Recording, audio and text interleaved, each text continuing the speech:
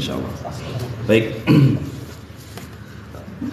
Bismillahirrahmanirrahim. Nah, ini pembahasan malam ini kita lanjutkan kemarin di kediaman Bapak RT Luai. Kita masuk bab masalah hukum haid, nifas dan juga istihadah. Haid, nifas, istihadah. Saya mungkin tidak meresum karena saya yakin kemarin sudah banyak yang mencatat dan mengetahui perbedaan apa itu haid, apa itu nifas, dan apa itu istihadah. Intinya haid itu adalah darah yang keluar secara temporer di waktu tertentu dengan tabiat perempuan. Kemudian yang kedua nifas, darah yang keluar setelah melahirkan, dan patokannya adalah ketika anak sudah berpisah dari janin atau rahim ibunya. Darah yang keluar di situ dinamakan dengan darah nifas.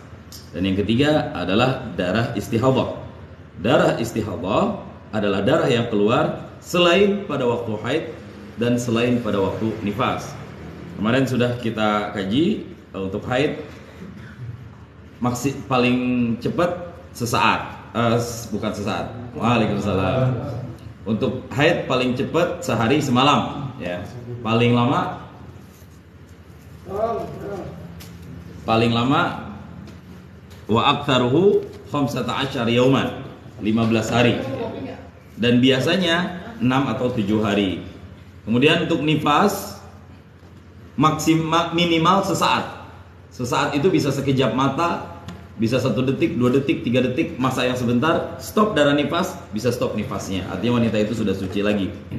Kemudian maksimalnya 60 hari. Nifas, ya, maksimal. Kalau udah lebih dari 60 hari masih keluar darah, berarti itu masuk yang istihadah. Dan yang paling banyak kebiasaan ghalibnya adalah 40 hari.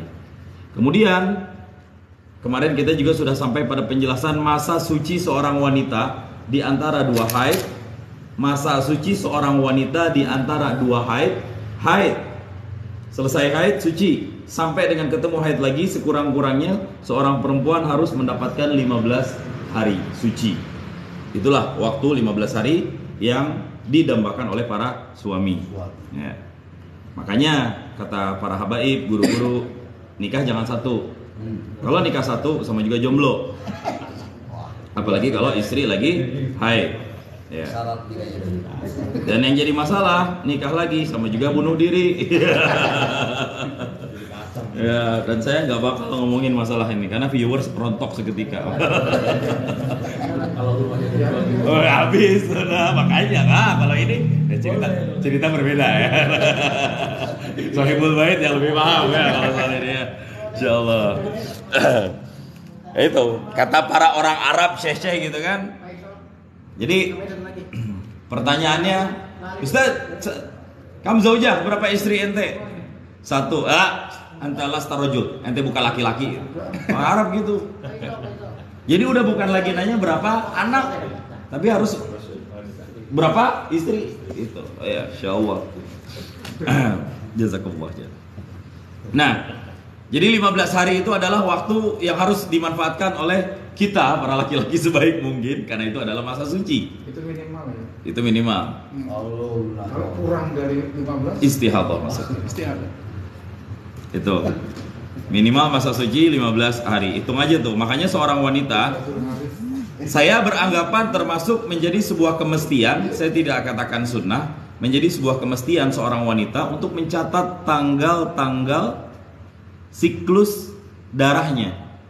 Karena ada 3 darah yang keluar, haid, nifas, istihadah. Supaya apa? Supaya dia tahu kapan dia bisa menunaikan kewajiban dan kapan dia haram untuk menunaikan kewajiban. Itu penting mencatat tanggal-tanggal, ya. Kan karena bisa jadi siklus berubah, apalagi kalau perempuannya udah pakai alat apa kemarin? Kontrasepsi ya. Masa kontrasepsi namanya? Penghalang kehamilan. Spiral. KB lah itu ya. Kalau pakai KB dengan apapun jenisnya, itu siklus bisa berubah. Bahkan mood dan emosi cewek juga bisa berubah. Kita ngomong 1 dijawab 16 sama dia kata. Gitu. Nah, ini udah selesai semuanya kemarin. Kita masuk pada kata-kata wahtaraza, ya. Wahtaraza. Wahtarazal musannifu, saya bacakan dulu untuk tabarukan di halaman 11 yang bawa kitab ya. Wahtarazal musannifu biqaulihi bainal haidataini anil fasili baina haidin wa nifasin. Idza qulna bil asahhi annal hamila wa alaikumussalam masyaallah. Annal hamila tahidu fa innahu yajuzu an yakuna duna 15 yauman wala hadda li aktsarihi. Insyaallah. Nah, kiai. Ini kosong kiai. Sobatan. Ya, Gus. Nah, wahtarazal musannifu di sini boleh kiai?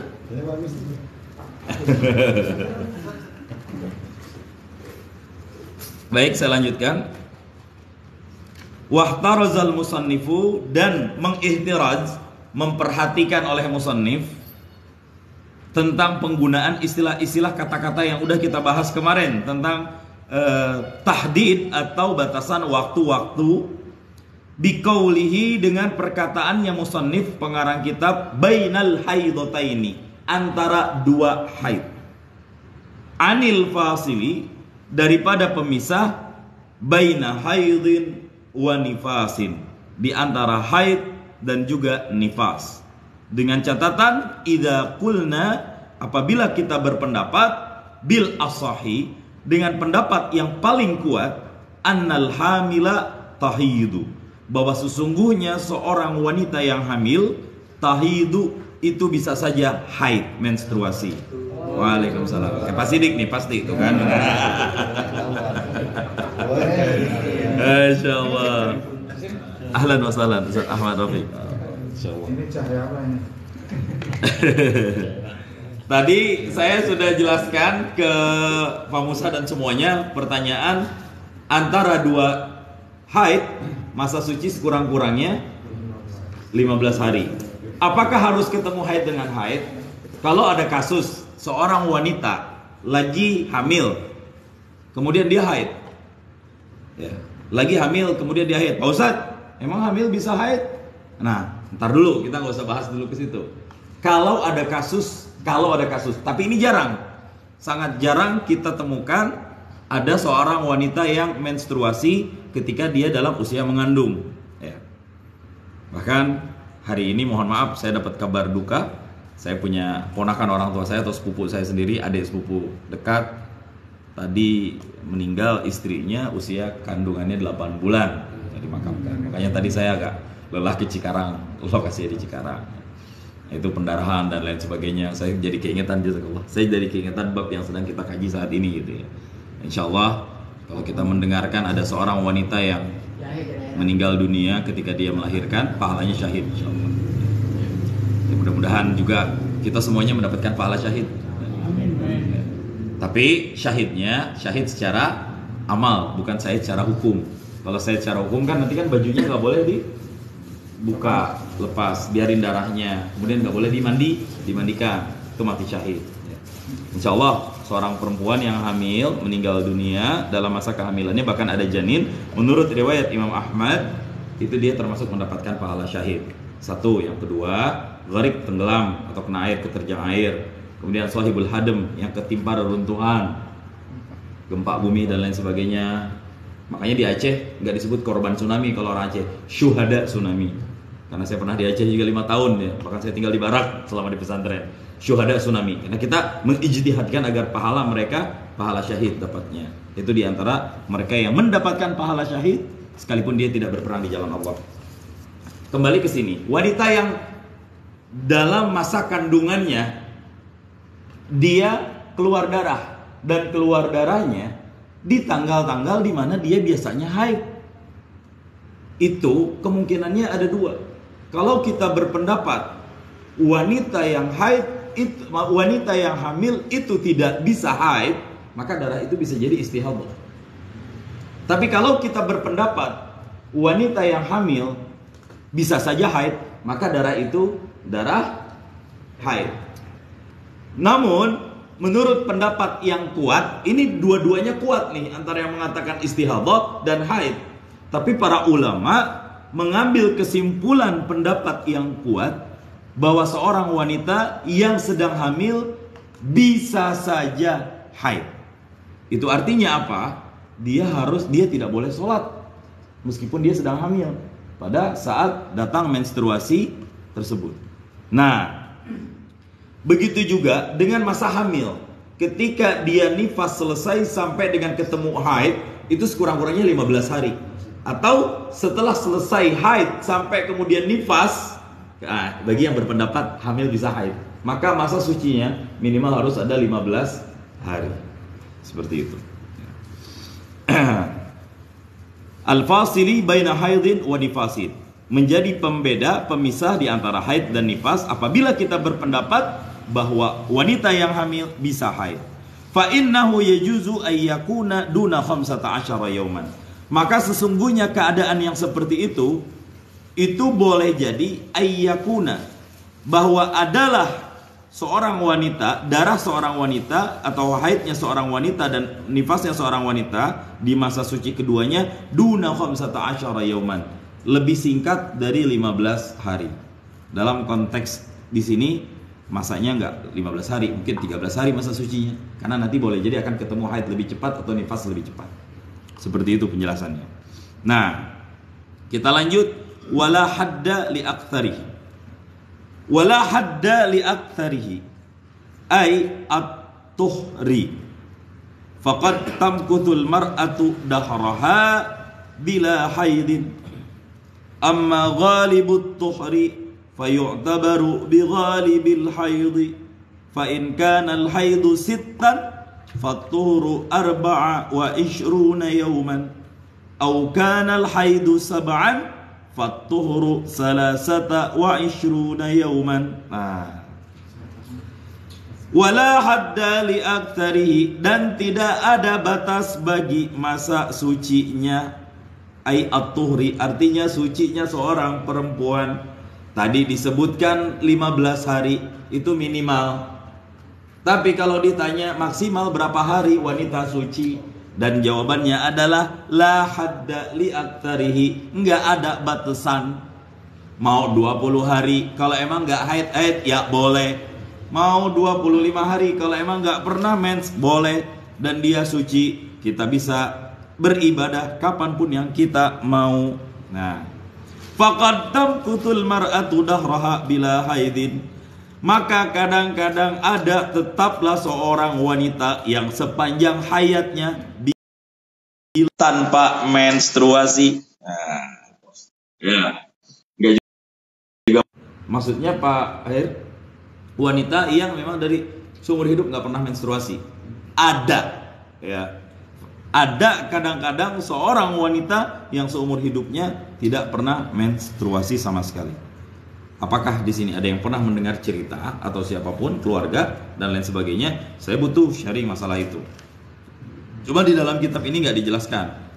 Ya, di dalam kitab ini nggak dijelaskan.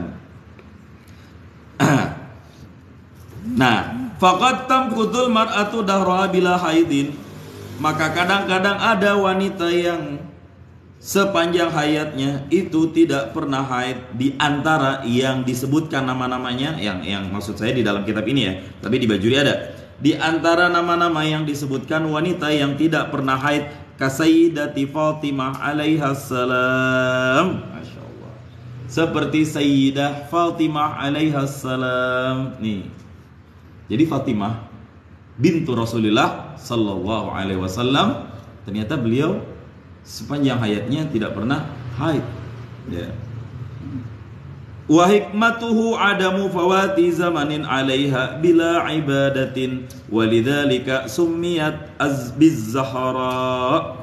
Wa hikmatuhu, dan hikmahnya adamu fawat, ini saya tandain, ketiadaan luput zaman ke atasnya Fatimah dengan tanpa ibadah.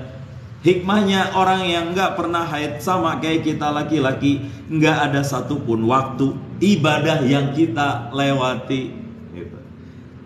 Walidzalika, dan karena alasan itu summiyat Fatimah diberikan julukan Az-Zahra, dinamakan Fatimatuz Zahra, karena berkuntum berbunga semerbak. Zahra itu bunga. Karena beliau itu seperti bunga yang keindahannya itu nggak pernah mati. Selalu kuntumnya itu menyinari dan menjadi pesona bagi seluruh wanita-wanita dari dunia sampai dengan akhirat. Karena apa? Karena seluruh waktunya bisa digunakan untuk beribadah. Wakila innaha waladat waqtal ghurubi wa nuzila 'alaiha nifas summa taharat wa shallat. Ini ada pendapat kil, enggak usah saya baca di sini. Tapi ini diantara wanita yang ada sekarang tidak pernah haid. Berarti kalau Sayyidah Aisyah tetap haid meskipun beliau tidak punya keturunan. Ya. Nah, ada pernah mendengar di sini wanita yang nggak pernah haid? Pernah. Gimana Pak Kamto? Di-sharing coba ke saya. Yang setahu saya itu dari masih muda, saya cuma tahu cerita orang tua aja. Itu memang dia nggak 4 bulan. Orang tua. Cerita orang tua. Dinyatakan si A ini nggak pernah dapat bulan. Terus dia itu kalau di daerah saya itu orang yang pernah dapat bulan itu nggak bisa punya anak. Tapi ini faktanya kalau Sayyidah Fatimah bisa kan? Itu bisa. Kalau ini ternyata faktanya memang nggak ada keturunan. Dia kebetulan nggak punya keturunan yang dijelaskan tadi. Ada yang ngomong, saya juga pernah mendengar pendapat seperti itu. Apakah seorang wanita yang terus menerus tanpa haid itu memungkinkan untuk tidak atau punya keturunan? Ya pasti ini dalil dulu nih. Iya. Sayyidah Fatimah, kalau kita katakan beliau tidak punya keturunan, nggak mungkin. Justru keturunannya itulah menjadi mahar-mahar untuk kita di surga nanti. Yang mencintainya adalah bagian dari akidah kita, iya nggak? Nah itu, nggak boleh kita. Dari Sayyidah Fatimah itu bermuara putri Rasulullah Sayyidina Ali, kemudian ada Sayyidina Hasan, Husain dan 2 keluarganya, dua lagi, kemudian wafat. Yang sisa itu Hasan Husain, banyak lagi keturunan-keturunan sampai sekarang yang kita sebut dengan Ba'alawi atau para habaib-habaib. Ya. Tapi ahli bait yang inti itu 5: Nabi, Fatimah, Ali bin Abi Thalib, Hasan dan Husain. Ini yang 5 ahlul bait inti. Ya, yang mereka ini haram untuk menerima sodakoh, zakat, nggak boleh. Jadi kalau kita pengen ngasih sodakoh ke para habaib pasti menolak. Nanti ngasih apa ini? Sedekah Habib ke Habib. Oh ini nggak mau, nanti aneh haram, ini mau sedekah. Oh hadiah aja, hadiah. Oh hadiah. Ya. Ya. Di sini ada yang haram menerima amplop.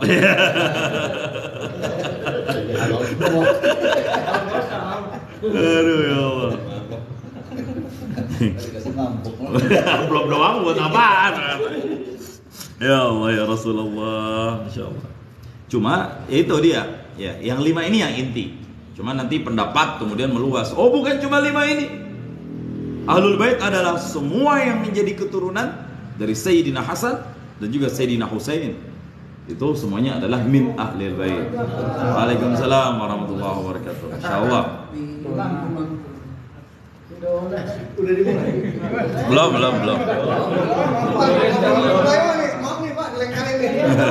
Udah biasa dong nanti mah tukang ngelangkain orang dong. Ini kosong. Sini kosong. Nah. Contohnya adalah Sayyidah Fatimah alaihissalam. Itu beliau nggak pernah haid seumur hidupnya, ya, karenanya dinamakan Az-Zahra. Jadi nggak ada batas berapa lama suci seorang wanita, memungkinkan bahkan sepanjang hayatnya nggak pernah menstruasi sama sekali. Nah itu. Kemudian sampai sini gimana kira-kira? Ada yang nggak setuju dengan pendapat? Nggak masalah. Oh saya nggak setuju, nggak masalah. Namanya juga ijtihadi, ini fikih ya. Dan ini bukan bagian dari akidah yang sifatnya prinsipil. Karena itu ketika berbeda pendapat nggak boleh dikatakan kafir. Kecuali kalau berbeda pendapat, Tuhan adalah Allah. Oh, saya beda pendapat. Oh, kafir itu. Nauzubillah. Nggak boleh. Dalam urusan tauhid yang pokok kita khilaf pendapat di situ. Semuanya ijma' dan wajib. Tapi soal fikih nggak masalah. Mau yang sholat begini, ya. Mau yang pakai kunut, nggak pakai kunut, ijtihadi semuanya. Yang salah adalah yang nyalahin. Itu. Nah, gimana lanjut? Oke, bismillah. Kita lanjut kembali. Maka kadang-kadang ada wanita yang sepanjang hayatnya tidak pernah haid.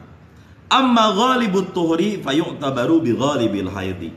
Adapun bermula kebiasaan suci seorang wanita, fayu'tabaru bi ghalibil haidi, maka ditinjau dengan kebiasaan haid. Maka kebiasaan suci seorang wanita itu ditinjau kebiasaan haid. Bagaimana maksud hitung-hitungannya Pak Ustadz? Fa in kanal haidu sittan, maka jika adalah haidnya seorang wanita itu sittan 6 hari, fatuhru arba'u wa ishruna, maka masa sucinya itu 24 hari. Kan 30 hari kurang 4 ya 26. Ya. Biasanya seperti itu. Atau contoh yang lain, au kanal haidu sab'an, atau jika adalah haid itu 7 hari, fatuhru salasa wa ishrina yauman, jika haidnya 7 hari maka masa sucinya 23 hari, salasa wa ishruna yauman. Nah seperti itu kebiasaan. Tapi rata-rata di kita berapa? Wanita-wanita di Villa Mutiara, emak-emak seminggu, ya seminggu 6 hari. Yang kemarin udah dijelaskan masa suci kebanyakan, masa haid, sisanya suci semua itu. Nah, kemudian wa aqallu zamanin. Nah, siapa yang mau baca tabarrukan? Pak Us atau Sawaden dulu, boleh? Ya, kayak Oden dulu tabarrukan Ki. Foto Ki. Bismillahirrahmanirrahim. Wa qala zamani haidi wa tuhru fa huwa haidun wa ila fala. Wa qala hamdi zamanan sittata ashhur. Walah dua kali. Wa tahu zamanan ara ba'asitin sinina. Wa ghalibuhu zamanan tis'ata ashhurin. Wal mutamad fi ba'di zalikal wujud. Oke, sip, titik. Sip. Kita lanjutkan. Wa aqallul hamli wa tis'ina yawman wa fa'amashina. Oke. Wa aqallu zamanin tahidu fihi al-mar'atu, dan bermula seminimal-minimal waktu. Wa aqallu zamanin, dan bermula seminimal-minimal waktu, tahidu fihil mar'atu, yang haid fihi padanya waktu, al mar'atu oleh seorang perempuan, wa fi ba'din nuskhi al jariyah, dan dalam sebagian teks kitab yang lain disebut dengan al jariyah, bukan al mar'atu, jariyah. Jariyah itu kadang-kadang kita terjemahinnya maknanya mengalir. Sedekah jariyah, sedekah yang pahalanya mengalir. Tapi di dalam kitab fikih, jariyah nggak semuanya dan nggak selalu bermakna mengalir. Tapi jariyah bisa ada 3 makna kadang-kadang. Makna yang pertama mengalir. Makna yang kedua budak wanita. Ya, budak wanita. Seorang budak, PRT punya budak, seorang wanita, itu bisa disebut jariyah, budak itu. Kemudian jariyah juga wanita, secara umum wanita. Jariyah wanita. Ya. Di sini udah nggak ada perbudakan kan? Nauzubillah. Kalau punya budak Pak, orang zaman dulu seneng, apalagi kalau dapat cantik. Karena budak diapakan boleh, sampai dijima pun boleh. Itu ada di fikih. Di sini juga nanti di bab paling akhir dibahas tapinya. Di Anatul Thalibin bab ubudiyah, bab tentang perbudakan. Tapi Islam menghendaki budak ini dihapus. Cuma jika memang masih terjadi, ya budak harus kalau bisa dimerdekakan semuanya. Dan faktanya saya ngobrol dengan beberapa orang di Afrika dan di beberapa benua. Saya pernah mendengar dan membaca artikel praktek perbudakan itu masih ada. Bahkan orang tua karena dorongan faktor ekonomi terang-terangan ngejual anaknya. Nih, jual anak saya jadi budak. Tapi budak itu kebanyakan didapati dari tawanan perang. Perang kalah. Ya udah, istrinya bisa dijadiin budak-budak mereka. Ya. Itu ada hukumnya tersendiri tentang masalah budak tersebut, ya. Baik laki-laki ataupun perempuan. Nah, tapi agama Islam menghendaki bahwa perbudakan ini dihapus. Itu yang dirindukan oleh syariat, ya. Nah, Kita lanjut ke sini. Jariyah itu juga bermakna perempuan. Minimal masa haid seorang perempuan tis'usinina itu 9 tahun qamariyatan, nisbah bulan qamariyah. Nah, ini udah dibahas kemarin tapi dipertegas kembali.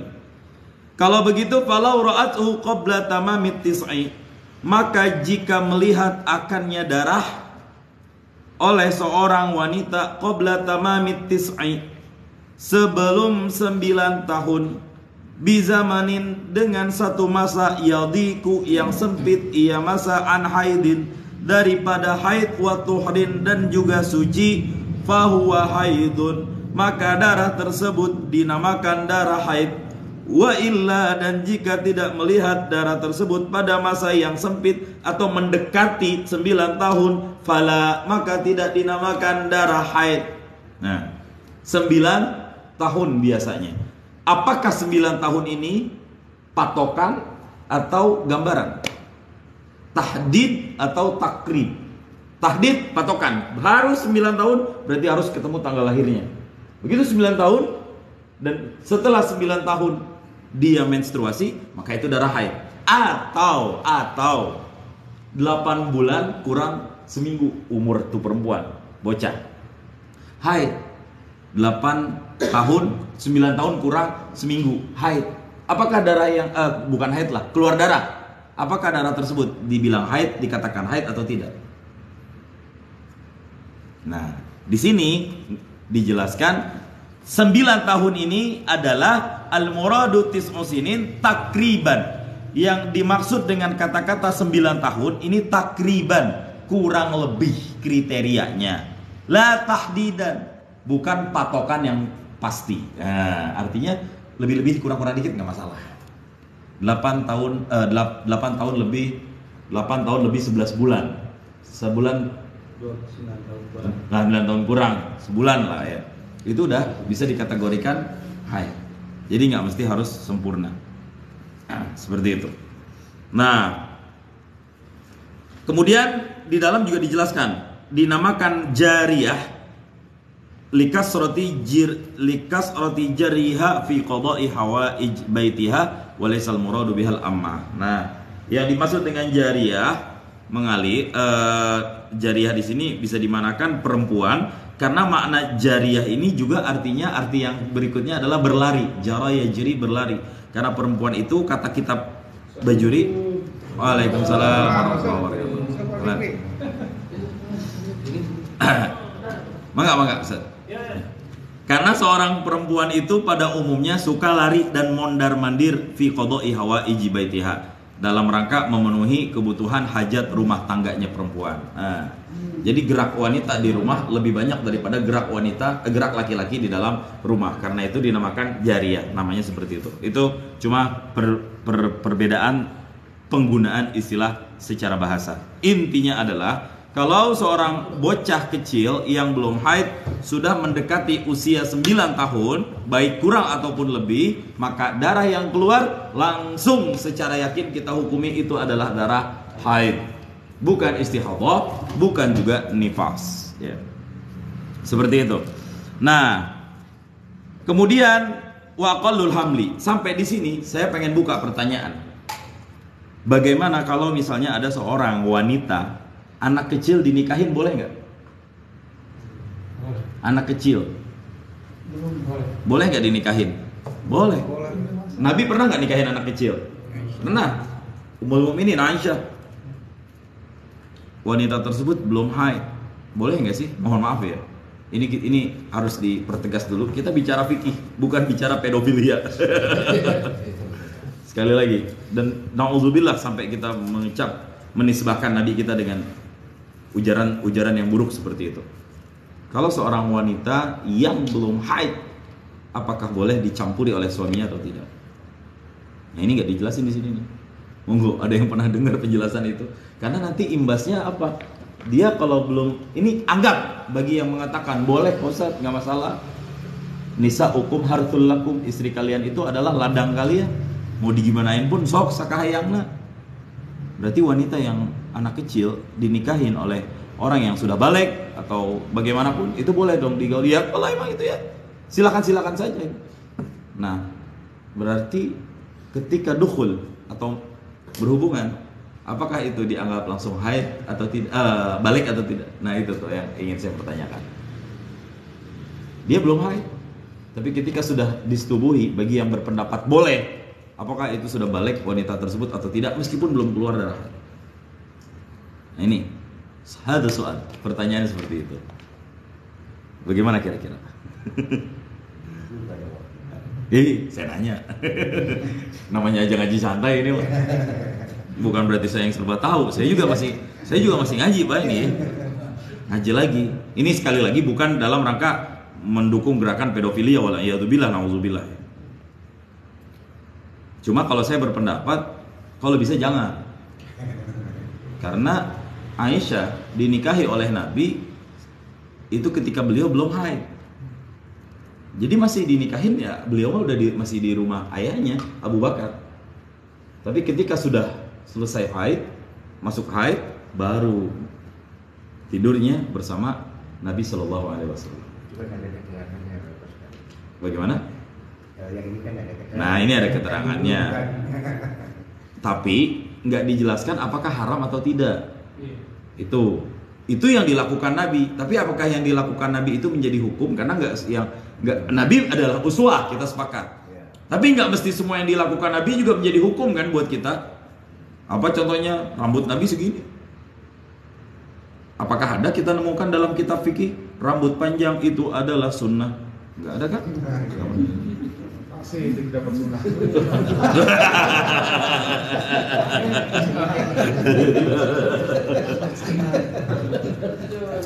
Tapi ada di pesantren tuh sampai ke belakang gitu. Ya kan restoran. Siti Aisyah dinikahi Nabi di usia 18 tahun. Nanti kita cek pendapatnya lagi Ustaz, benar 8 atau tidak ya Ustaz. Tapi terima kasih Ustaz Ahmad udah memberikan istifadah. Yang pernah saya dengar riwayatnya, cuma entah salah entah enggak, nanti dicek lagi. Makanya saya nanya nih ya, boleh atau enggak seorang wanita ditiduri? Karena begini, boleh masih kecil juga dinikahin. Bahkan boleh jadi rodhoahnya itu jatuh. Kayak gini misalnya nih, ada bayi kecil, laki-laki, bayi kecil laki-laki, usianya kurang dari 2 tahun, dinikahin sama perempuan yang udah keluar asinya, pakai wali, diwakilkan oleh walinya si laki-laki ini, orang tua ini, sah nikahnya. Terus laki-lakinya disusui oleh perempuan tersebut, nikahnya otomatis fasakh, batal. Dan wanita ini menjadi ibu susu dari mantan suaminya. Nah itu seperti itu. Nanti itu ada di bab rodhoah. Ya, itu ada di bab rodhoah. Nah, nanti boleh tuh dicari di Google bagaimana, apa keterangan saya salah atau enggak ya. Cari ya, karena selama ini madhab kita madhab Google. Coba diklik Aisyah kapan dinikahi oleh di usia berapa Ummul Mukminin dinikahi oleh Rasul. Coba Pak Musa nanti klik dah, kasih tahu ke saya. Berapa? Yang pernah saya dengar 9. Ya. Coba di Google diklik dah. 9. Ya Ustaz pernah dengar? 9 tahun. Saya nggak mau HP sah. Siti Aisyah dinikahi di Nabi usia 18 tahun. Nanti Kiai sumber referensinya di-share ke saya. Tapi yang pernah saya dengar 9 tahun beliau. Bahkan belum haid pada saat itu. Dan baru kemudian diutus beliau oleh sang ayah kepada suaminya, baginda Nabi SAW, ketika beliau sudah haid. Ini sumbernya kok 6 tahun. Bahkan ada yang bilang 6 tahun ya. Dan mulai serumah dengan. Nah itu yang betul. Yang mulai serumah 9 tahun itu maksud saya. Berarti 6 tahun dinikahi itu. Berarti selama 3 tahun itu ya hanya sekedarnya aja gitu. Iya. Dan belum wajib nafkah. Enggak, kita menggaulinya itu hanya sekedarnya aja gitu berarti. Muasyarah aja. Itu belum wajib nafkah loh Pak. Jangan Alfamart.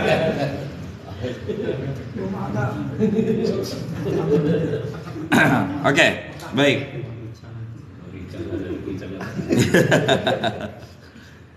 Nah, saya baca keterangan di dalam sebelum kita lanjut. ada keterangan lagi tambahankah? Bi zamanin yadiku an haidin tuhur ay bi an kana aqal min 16 yauman, dengan bahwa sekiranya kurang daripada 16 hari, 16 yauman, 16 hari, walau bilahzatin, sekalipun dengan saat, fa wala yas'u haidan wa tahran. Oke, kemudian qauluhu illa fala wa illam yadik an haidin wa tahara bi kan 16 yauman fa taru fala yakun al mar'i fi dzalika haidan falau ratu ayyaman. Ini udah sesuai dengan penjelasan yang tadi. Nah, kemudian kita masuk ke pembahasan berikutnya. Ini yang penting dan ini yang akan banyak perdebatan, dan ini yang kita harus tahu ilmunya di sini. Penting ini. Wa yahrumu bil haidhi wan nifasi. Ustaz Uus barangkali mau baca, tafadhol. Wa yahrumu Ustaz. Bismillahirrahmanirrahim. Wa yahrumu bil haidi wan nifasi wa qibali musahi wa yahrumu 'alal haidi samanya asya'a ahaduha as-salatu fardhon aw nafilan wa kada sajadati wa tilawati wa syukri wasani as-saumu fardhon aw nafilan wasalisu qiraatul qur'ani wa rabi'u masil mushafi wa huwa ismun lil maktubi wa fi kalamillahi ta'ala bainad dufataini ya wa hamluhu idza khafat alaihi. Oke. Titik dulu sampai di sini.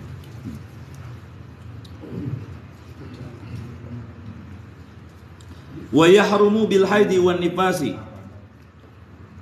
dan haram bil haidi dengan wanita yang haid, wan nifasi dan wanita yang nifas, wa fi ba'din nuskhi, dan dalam sebagian teks kitab yang lain, wa yahrumu 'alal haidi, haram kepada orang yang haid. Tapi maksudnya bukan haram yang haid, nifas juga sama. Ada berapa yang diharamkan? Sama niyatu asya'a, ada 8 perkara. Ada 8 perkara yang tidak boleh dilakukan oleh seorang wanita dalam posisi haid dan nifas. Istihadah tidak masuk. Ini pembahasan penting untuk kita ketahui. Dan di dalam dikasih penjelasan. Hadza syur'un fi ahkamil haidi wa mithluhu nifas. Nah, ini baru masuk ke pembahasan hukumnya haid dan nifas. Tadi baru definisi doang dari kemarin. Nah, ini baru masuk ke hukumnya nih. Fa hukmuhu wa mithluhu an-nifas. Sama seperti haid juga nifas.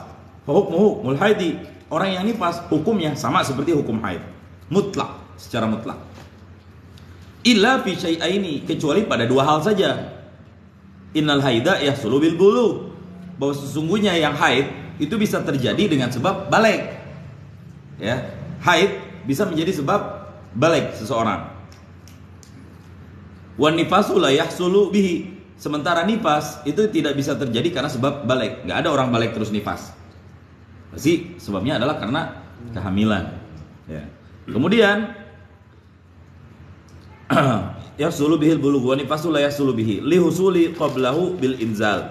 Karena yang namanya balik itu pasti terjadi sesuatu juga karena sebelumnya inzal alladzi habalat minhul mar'ah. Bisa jadi karena inzal, keluar sperma seorang wanita. Yang ini juga menjadi tabiat seorang perempuan. Tuh perbedaannya. Wasani yang kedua, annal haidha, bahwasanya haid tata'allaqu bihi al-iddah wal istibra. Haid itu terkait dengan hitungan dan bilangan istibra. Nanti kita akan bahas masalah istibra. Wala yata'allaqani bin nifas, dan dia tidak ada urusannya dengan namanya nifas. Li usulihi ma qablahu bi mujarradil wiladah. Karena nifas itu mutlak terjadi dengan sebab melahirkan. Ya, itu perbedaannya. Wa'lam, dan ketahui olehmu anna sholata wa nahwaha minal haidi kabiratun. Bahwa sesungguhnya melaksanakan sholat bagi orang yang haid itu termasuk dosa besar. Bal yang bagi kama qala Ibnu Qasim annaha matastahallat syai'an min dzalika kafarat. Bahkan seperti yang diutarakan oleh Imam Ibnu Qasim, ketika ada seseorang perempuan yang menganggap boleh sholat ketika haid, maka ketika itu kafarat, dia menjadi kafir. Nauzubillah. Ya. Artinya apa? Membolehkan apa yang Allah haramkan. mengharamkan apa yang Allah bolehkan, itu kafir. Karena dianggap nggak percaya sama dengan apa yang Allah turunkan di hukum-hukum yang sifatnya tauqifi, bukan ijtihadi. Hukum-hukum tauqifi, hukum yang udah paten maksudnya, yang nggak ada lagi khilaf ulama. Puasa Ramadan hukumnya wajib. Ketika ada orang yang berpendapat, kata siapa puasa Ramadan wajib? Nggak wajib itu. Nah, dia kafar. Seperti seorang wanita, jika dia sholat dosa besar. Kalau dia sampai menganggap boleh, maka itu bisa membawa kepada kekufuran, na'udzubillah. Tapi kalau udah kebiasaan dia sholat gimana? Harus diperingati. Kalau kebiasaan bagaimana? Wa yajibu 'alal mar'ati an tata'allama, dan wajib hukumnya 'alal mar'ati, bagi seorang perempuan, an tata'allama, untuk ngaji ma tahtaju ilaihi, apa yang menjadi keperluannya si wanita tersebut. Makanya alhamdulillah nih Ustaz Indra menjadikan ini untuk pengajian ibu-ibu. Karena itu menjadi tempat apa yang menjadi kebutuhan yang harus diketahui oleh semua wanita, itu wajib bagi seorang wanita untuk mempelajarinya. Ya. Mempelajari apa? Ahkamul haidi wan nifasi wal istihadah. Tentang hukum-hukum haid, nifas, dan juga istihadah.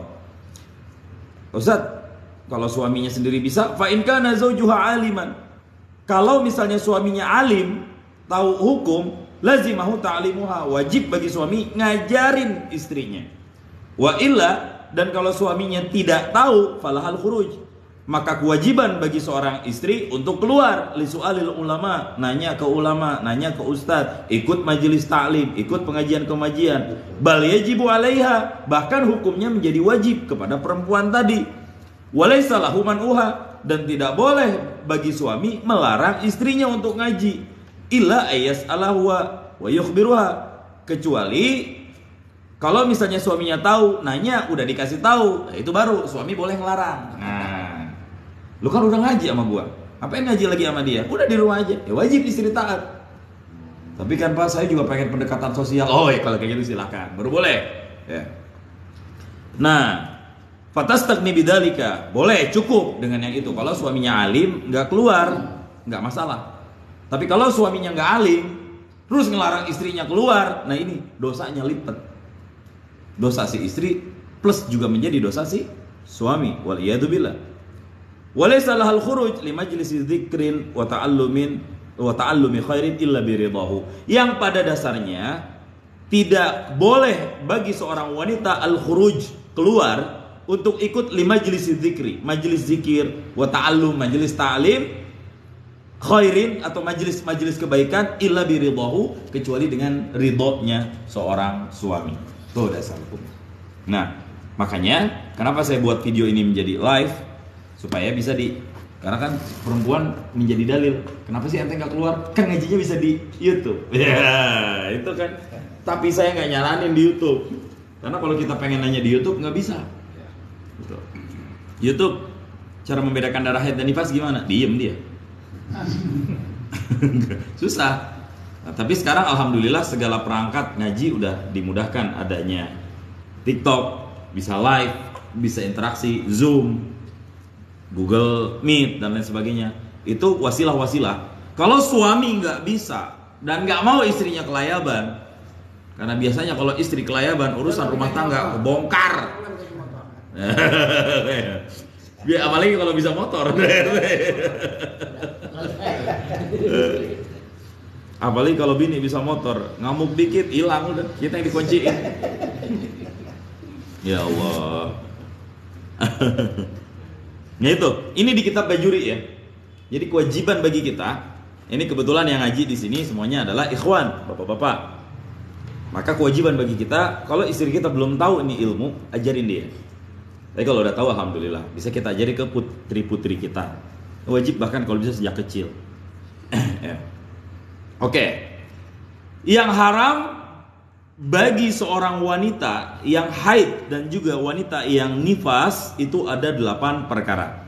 Ahaduha as-salatu, bermula salah satu dari yang 8 itu. Yang pertama adalah as-salatu, salat. Haram salat bagi orang yang haid. Bagi wanita haid pertama kali yang dilarang adalah as-salatu, salat. Salat apa Pak Ustaz? Fardhan au naflan.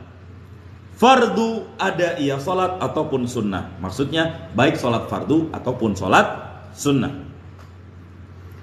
Wakada, dan seperti demikian haram sajadatut tilawati wasyukri. Sujud tilawah nggak boleh. Wasyukri, dan sujud syukur. Apa beda sujud tilawah dan sujud syukur? Ayat-ayat sajadah. Sujud syukur ketika kita mendapatkan nikmat dari Allah Subhanahu wa taala, itu disunahkan sujud syukur.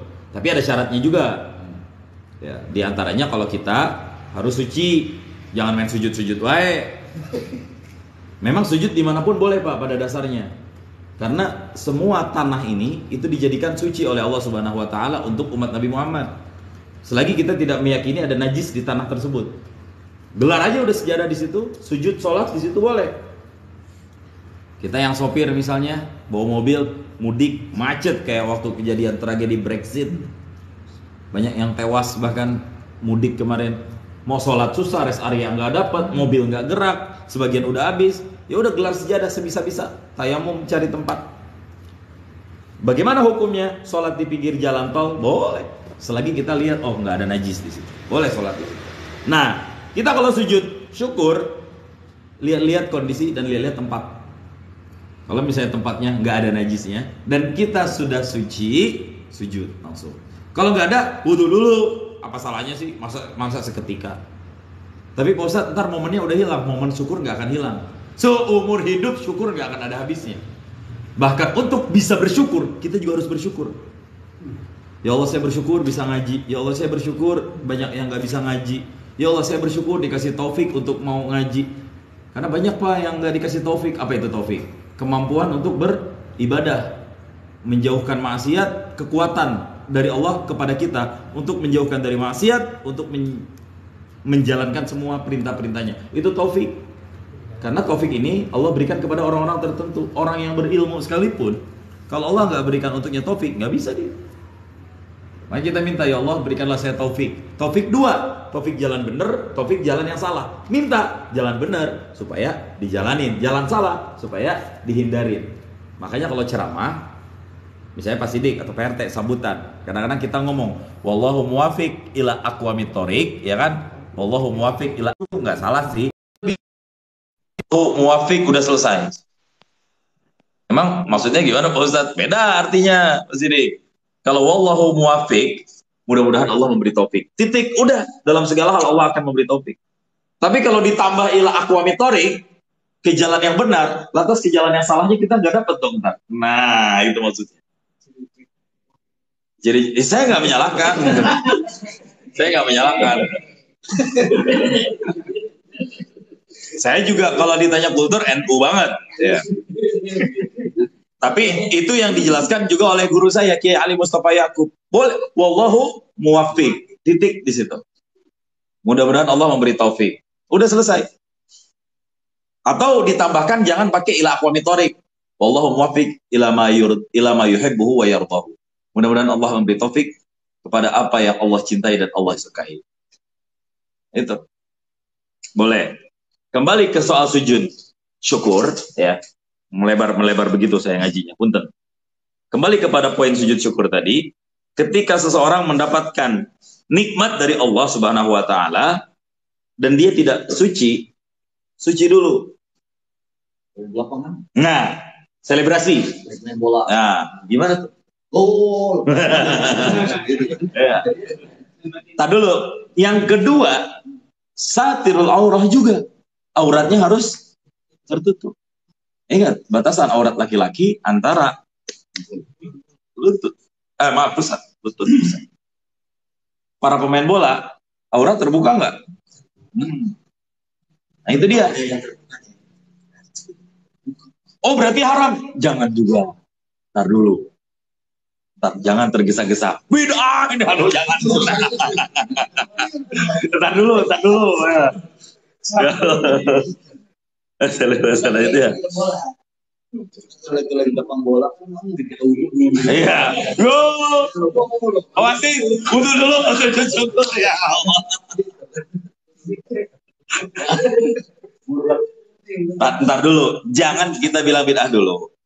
Yang pertama, ada pendapat ulama di mazhab lain. Waalaikumsalam, masya Allah. Ahlan wa sahlan, Habib. Allah. Masya Allah.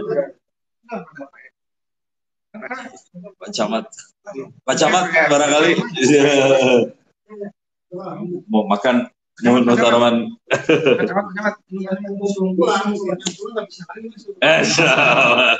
Begitu ya. Mumpung di luar. Masya Allah.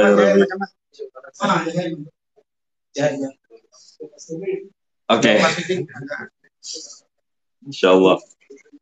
Baik, ini berkah kita kedatangan beliau, mudah-mudahan makin berkah majelis kita ini. Amin. Kembali ke poin yang tadi, masalah sujud syukur selebrasi sepak bola ketika gol. Pertama kita ambil pendapat yang mengatakan bahwa tidak disyaratkan bersuci untuk sujud syukur. Ada pendapat itu, ambil ke situ. Tapi kalaupun kita berpendapat ke situ, yang jadi masalah, aurat masih terbuka. Nah ini, makanya kalau bisa main bola, pakai legging. Ya, itu dibolehin nggak sih dalam aturan FIFA? Boleh ya? Saya juga main bola, tapi saya selalu milih pakai training.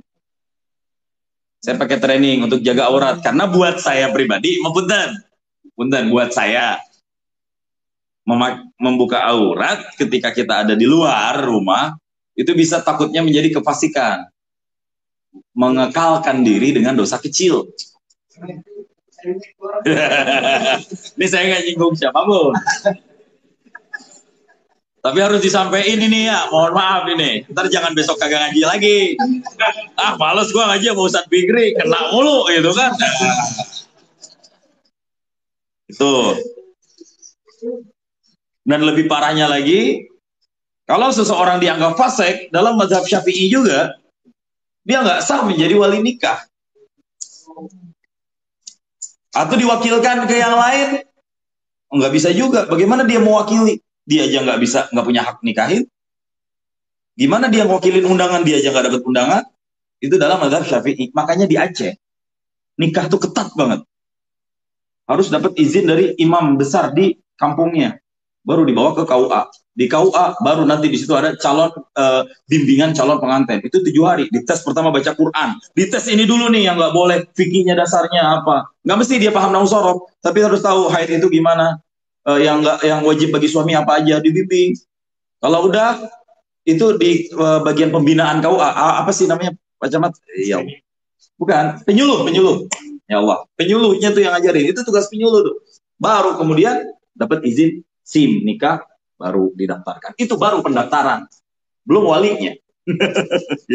Walinya juga, kalau misalnya walinya selama ini dianggap fasik, itu biasanya harus ditaubatkan dulu. Udah RT jangan lagi ninggalin sholat. Dan pendapat yang lebih ekstrim, ada ulama yang bilang butuh waktu 2 tahun untuk menguji kualitas taubat seseorang.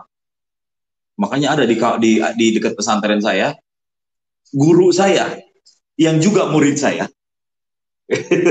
Di sekolah SMA beliau adalah guru saya, tapi di pesantren ngaji lagi sama saya karena saya guru di pesantren. Tapi di sekolah kelas 3 saya muridnya beliau, perempuan, ibu-ibu belum nikah. Salah satu penyebabnya saya tanya sama kiai saya, bapaknya fasik. Karena apa? Suka keluar, suka judi, main sabung. Dan KUA imam nggak ngizinin nikah di Aceh, tapi di sini kan nggak ada. Di sini biarin. Ini hanya sharing pendapat, sharing di negeri lain. Saking ketatnya, makanya angka persentase perceraian yang paling minim menurut BPS, Badan Pusat Statistik, itu Aceh, persentase ya. Paling sedikit perceraian, kecuali cerai mati ya. Ini perceraian talak yang dari pengadilan, bukan cerai mati. Itu Aceh itu paling dikit. Nah itu karena memang dari awal susah dan maharnya juga gede-gede banget kalau di Aceh. Cari istri jam Aceh. Dengan yang diberitakan wanita mulai dari sakit, ada di beberapa sakit itu dia bikin ikhtiar. Jadi ada dua kali, kayak 2 kali ya. 2 kali apa Ki? Bukan 2 kali. Jadi dua unsur. satu dia jadi wali, kedua jadi wakil, jadi ini Naib, mengganti. jadi mengangkat kata hakim. Oleh hakim maksudnya. Hakim. Kau Allah katakan gitu. Ya, gitu. Jadi dia sebagai wakil, diwakili kan. Tapi satu sisi kalau takut ini si walinya ini Dianggap nggak sah. Maka si pengantin ini dianggap sebagai hakim. Jadi dia konsepnya di dua kali akad berarti. Satu kali tetap. Cuman kalau tidak jadi wakil berarti jadinya hakim. Gitu. Di satu wilayah gitu. Pilihan istilahnya ya. Jaga-jaga ya. Takutnya dia ini pasti kan tidak sah. Maka yang jadi sah adalah yang hakimnya ini. Nah, ini menjadi pelajaran buat kita juga. Ya, alhamdulillah kita ngaji di sini dikasih sedikit. Ini nggak bisa saya pukul rata bahwa di kita harus seperti ini, enggak. Tapi ilmunya harus kita amalkan di sini, gitu. Karena syarat nikah, syarat wali nikah, wali yang adil. Adil itu apa? Salah satunya tidak fasik. Apa itu fasik? Turun lagi. Orang yang terbiasa dengan dosa kecil dan pernah melakukan dosa besar walaupun sekali, itu fasik. Nauzubillah. Dan salah satunya adalah pakai celana pendek dan lain-lain. Boleh nggak sih? Mau bugil pun boleh sebenarnya mah, asal tahu tempat gitu. Kita fikih. Ya. Tapi nanti itu kita akan temukan teksnya di bab nikah. Ini mazhab Syafi'i yang kita amalkan sekarang. Tapi nggak semua kita mengamalkan karena kita berinduknya bukan ke kitab fikih tapi ke KHI, kompilasi hukum Islam. Karena saya kuliah di hukum, belajar sedikit tentang akad nikah. Siapapun atas nama wali di kita selagi dia bapak kandungnya ya udah sah. Karena nanti kan permasalahan bercabang. Pak Ustadz, kalau misalnya walinya nggak ada sama sekali bagaimana? Maka as-sultanu waliyyu man la waliyalah. Pemerintah menjadi wali bagi seorang perempuan yang sudah tidak ada walinya lagi. Kayak gempa di Turki, wafat semua wali-walinya, kakeknya nggak ada, paman-paman dari bapaknya, adiknya nggak ada semuanya, mamangnya, uaknya nggak ada semuanya. Ya udah, yang menjadi wali adalah hakim. Tapi kalau misalnya ada wanita yang mu'alaf masuk Islam, tapi bapaknya masih Kristen, masih agama non Muslim dan lain sebagainya, saya nggak mengatakan agama yang lain jelek, enggak. Dalam akad Islam adil harus Muslim, syaratnya juga. Bagaimana kalau walinya non Muslim? Nah itu baru kembali ke wali. Dan walinya emang udah nggak bisa dan udah nggak berhak untuk menikahkan. Nah, sujud syukur berarti kembali ke bola. Ini baru bola dia. Ya. Karena Pak Ronaldo juga mau masuk Islam kayaknya ini gara-gara main di An-Nasr ya. Ya Allah ya Rabbi. Nah, jadi kalau kita pengen sujud syukur, kalau di antara kita nih kayak Pak Hasan nih, itu bisa dididik si Lutfi dari sekarang. Nah, sebelum main bola, kamu suci dulu. Pas main bola kalau bisa jangan kentut. Nanti kamu boleh kalau kamu cetak gol, kamu sujud syukur. Tapi pastiin ininya di atas, auratnya tertutup, itu baru sah. Tapi bukan berarti sujud syukur nggak boleh. Saya lebih mengatakan mereka saudara-saudara kita pemain-pemain bintang yang sujud melakukan selebrasi itu ekspresi syukur. Udah titik. Jangan dikategorikan sujud syukur. Ekspresi syukur. Kan bebas mau ekspresi syukur gimana aja. Alhamdulillah ya Allah, ngangkat tangan ini juga ekspresi syukur. Angkat tangan nggak perlu suci ya. Bahkan ketika kita pakai celana pendek pun nggak masalah. Lagi di rumah pakai celana pendek kan boleh. Dapat telepon Pak Kamto minta nomor rekening, saya mau transfer 16 juta. Alhamdulillah bisa ya.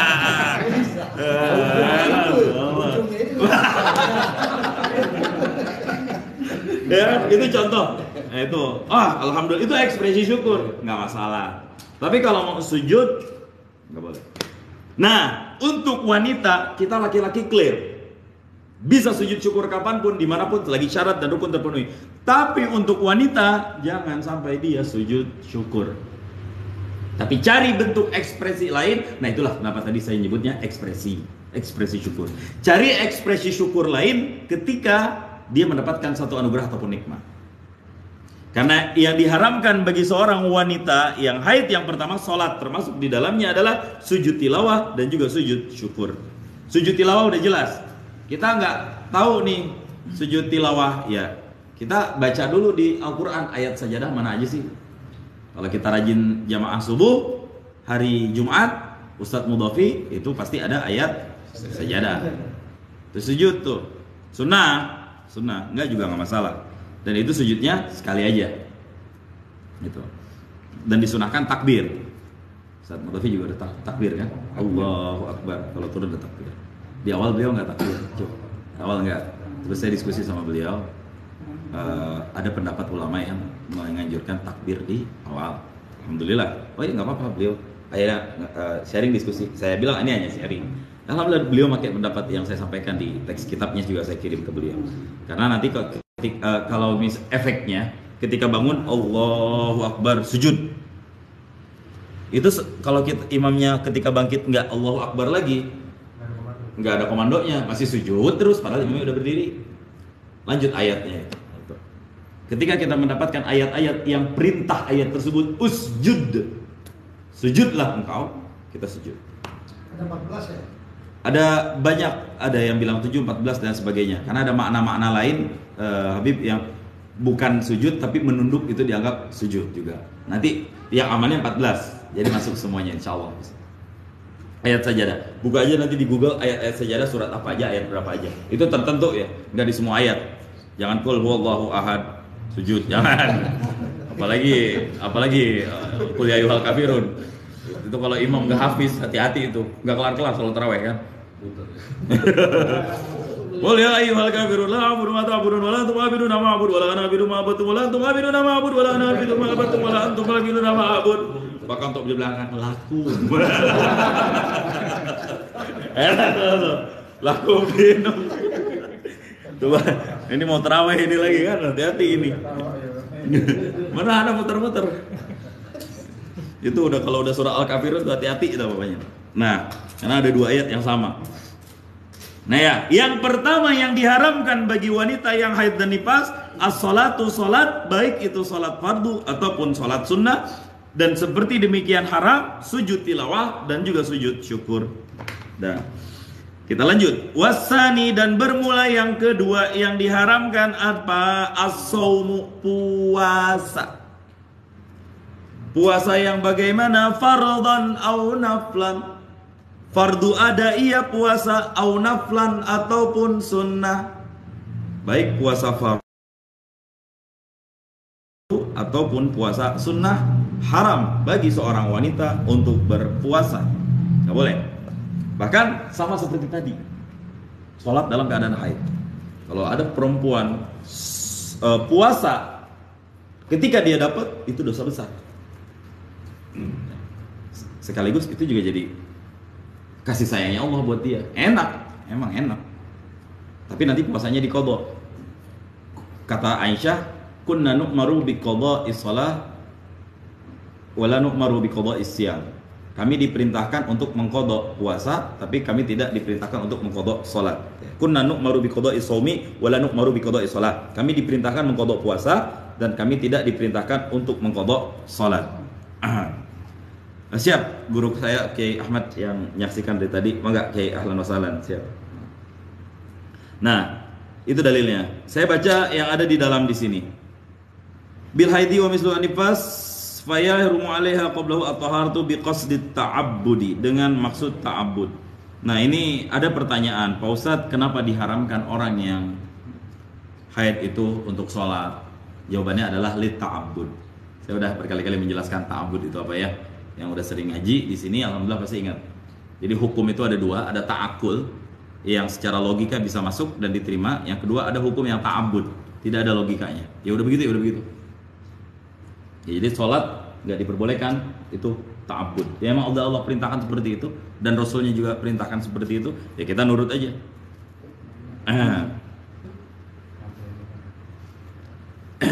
Walau bala fi zamani wa ba'din qata'i la tuhri na'am yajuzu sawmu wa talaqu wa tuhru ba'da al-inqita'i wa in kanat tahrumu qablahu fama yahrumu 'alaiha qabla tuhur fi qasdi ta'budi ma ilmiha bil hurmati li tala'ubiha. Nah, kemudian salat. Tadi di sini dijelaskan tentang masalah salat. Saya mundur dulu. Yang pertama salat, di sini ada keterangan. Wala yalzamuha qada'uha. Mohon maaf ya, tadi kita udah masuk puasa. Kenapa saya baca puasa? Karena ada kaitannya dengan sholat. Wala yalzamu qada'uha, dan tidak harus mengqada sholat. Nah, enaknya itu perempuan. Nggak kebayang kan kita kalau misalnya sholat yang ditinggalkan harus diqada perempuan. Ustaz, tapi ada Iya. pernah dengar Ustaz? Gimana? Terkait dengan qada haid itu ya. Ada nih. Oh, ada. Ini mau dijelasin. Ada yang mengamalkan. Oke. Nah, wala yalzamu qada'uha. Hukum dasarnya tidak diharuskan seorang wanita untuk mengqada salat yang dia tinggalkan selama haid. Kalau diqada bagaimana? Karena ada yang mempraktekkan itu. Falau qadatha kuriha. Jikalau diqada salat tersebut, kuriha itu dimakruhkan. Ini hukumnya makruh. Watan akidu naflan. Dan salat ini terangkat sebagai salat sunnah, bukan salat fardu.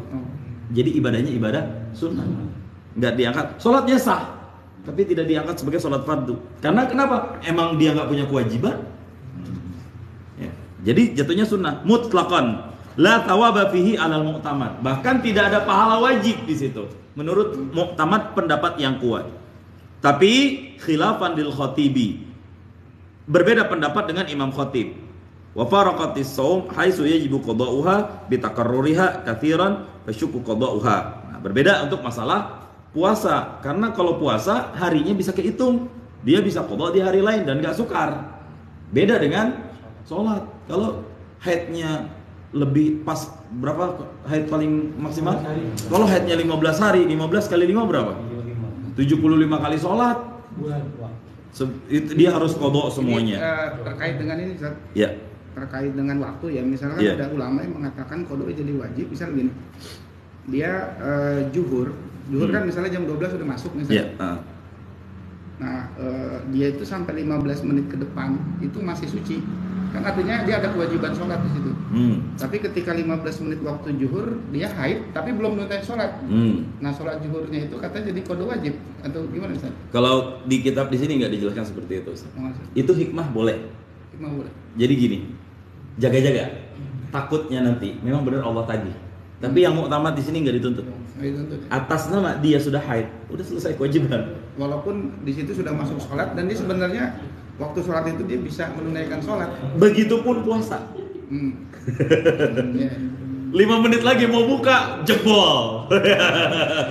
Apakah kemudian dia tetap dianggap puasanya tangguh? Nggak bisa, Ustaz. Tetap puasanya batal. Begitupun sholat, dia belum sempat menunaikan, maka sholatnya sudah tidak ada kewajiban. Toh kalaupun dia pengen jaga-jaga, takut saya niat qada dulu biarin, kalau emang ternyata nanti Allah nggak nagih ya minimal jadi pahala sunnah, ya masalah. Ya seperti itu. Tapi secara kewajiban itu sudah tidak dituntut lagi.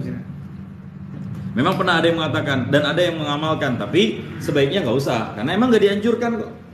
Dan Aisyah ngomong, kami diperintahkan untuk mengqada puasa dan kami tidak diperintahkan untuk mengqada sholat.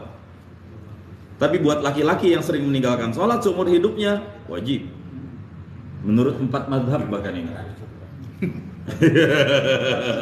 Lo hitung sendiri dah. Gimana Mas Dik? Kalau batas orang perempuan berapa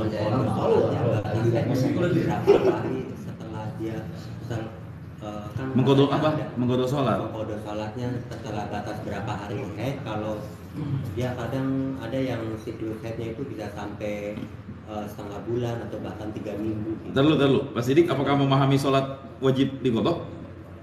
Sholat haid itu wajib diqada?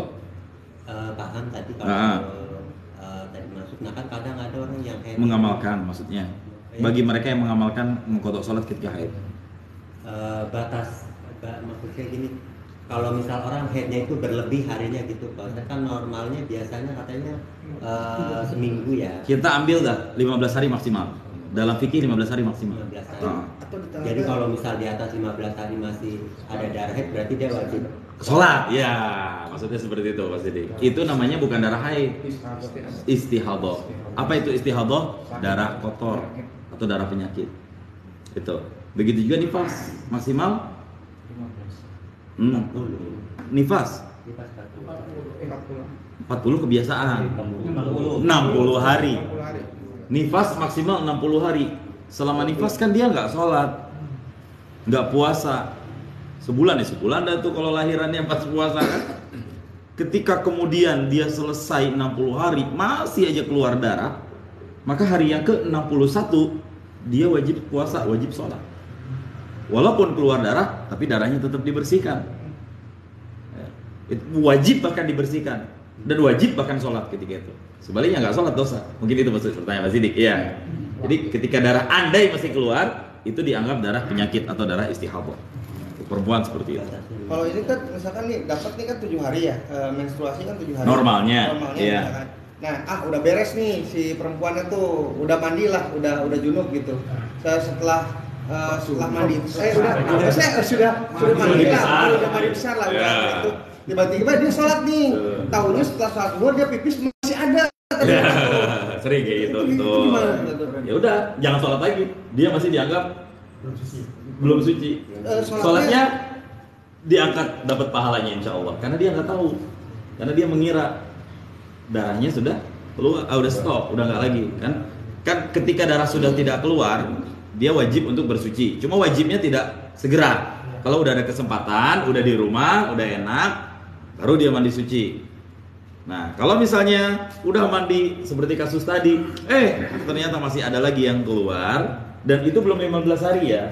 Harus dipastikan belum 15 hari. Ada yang ke-10, ada yang ke-11. Karena kalau 15 hari mau keluar juga bodo amat, tetap wajib sholat kalau itu. Dia niat dulu mandi besar tapinya ya, tetap mandi besar. Tapi dia tidak dalam keadaan junub, hadas besar. Iya junub, hadas besar.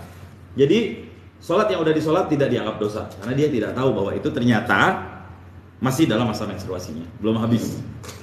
Itu. Ustaz, mau tanya Ustaz. Siap. Kan banyak saudara kita yang menemukan kondisi zaman jahiliyah, dia nggak sholat, dia nggak puasa pas Ramadan, tapi dia udah bertobat sungguh-sungguh Ustaz. Itu gimana Ustaz? Apa dia harus bayar sholat dan puasa yang dia tinggalkan saat Ramadan? Iya, itu iya. Untuk yang laki-laki terutama ya, Ustaz Elmi. Pak Ustaz, saya udah umur 52 tahun. Saya baru tobat sekarang Pak Ustaz. Udah dibalik umur 20 tahun Ustaz, atau umur 15 tahun. Saya sholat bolong-bolong Ustaz. Jadi gimana Ustaz? Apakah saya wajib mengqadha semua sholat? Kalau menurut saya wajib. Dan kita qadha semampu kita. Qadha semampu kita. Ya habis sholat zuhur qadha. Sholat zuhur adaan dulu, baru qadhaan. Untuk sholat asar qadhaan dulu, baru adaan. Daripada kita sholat sunnah, mending kita sholat qadha. Bahkan kalau di Anatul Talibin lebih saklek, haram buat dia untuk menunaikan banyak sholat sunnah. Kalau kita hobi bangun malam, hobi tidur di awal, bangun malam, jadikan tahajudmu adalah tahajud qadhaan semua sholat yang kita pernah tinggalkan. Ya udah, diri usolli fardhus subhi rakaataini qadhaan lillahi ta'ala, Allahu akbar. Subuh 2 rakaat, kayak kunut enggak masalah. Assalamualaikum warahmatullahi wabarakatuh. Assalamualaikum warahmatullahi wabarakatuh. Diri lagi. Usolli fardhu zuhri 4 rakaatin mustaqbil berarti qadhaan lillahi ta'ala, Allahu akbar. Salat 4 rakaat. Assalamualaikum. Salat lagi asar. Masih sanggup kita, enggak capek. Sholli fardhu asri 4 rakaat qadhaan lillahi ta'ala, Allahu akbar. Assalamualaikum, udah capek. Ya udah selesai. Ntar jam 9, enak pengen sekalian sholat duha.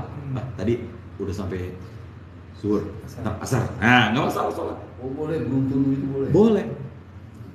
Boleh, beruntun terus boleh. Yang penting pada waktu itu. Iya, dan kita kira-kira umur kita berapa tahun kita ninggalin sholat. Pak Ustadz, kalau saya keburu mati gimana? Insya Allah masuk surga. Karena Allah melihat hati kita. Yang Allah lihat qulubikum, kesungguhan kita untuk menunaikan semua kewajiban-kewajiban yang sempat kita tinggalkan. Pak Ustadz, kan saya juga sholat wajib, ya betul, tapi kan saya juga kerja. Nggak apa-apa, kerja ya kerja. Ketika Anda mendapatkan waktu luang, Anda tidak kerja, daripada main game, tiktokan, nggak jelas, scroll Instagram, lihat goyang-goyang pargo, ya. Nah di situ kewajiban qadha muncul tuh. Di situ kewajiban qadha muncul. Bahkan ada orang yang di beberapa tempat yang udah tua renta, ya udah niatkan qadha seumur hidup untuk sholat. moal kabujung meureun atuh lamun rek dikodok sadayana atuh udah 60 tahun maneh teh di gelimangan maksiat tara salat gitu ya udah kodok lah sebisamu insyaallah. Yang penting sholat yang adaannya jangan ditinggalin ya. Ntar sholat kodokan semua lagi adaannya, itu juga salah.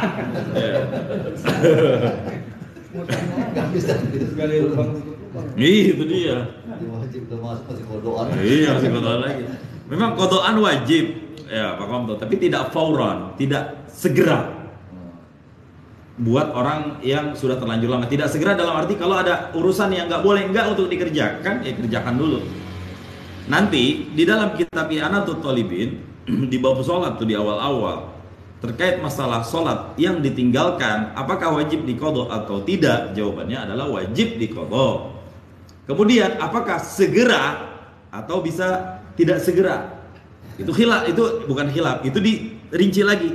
Kalau ditinggalkan karena malas wajib diqadha segera, tapi kalau ditinggalkan karena ada uzur, ya misalnya kita ketiduran atau dihipnotis sama orang selama 12 jam sampai lewat waktu zuhur, waktu asar, sadar-sadar maghrib, atau dibius kita habis dioperasi, sesarnya lama atau operasi apalah, sadar-sadar kita udah ketinggalan banyak waktu sholat, nanti ketika kita keluar dari rumah sakit kita qadha nggak masalah gitu.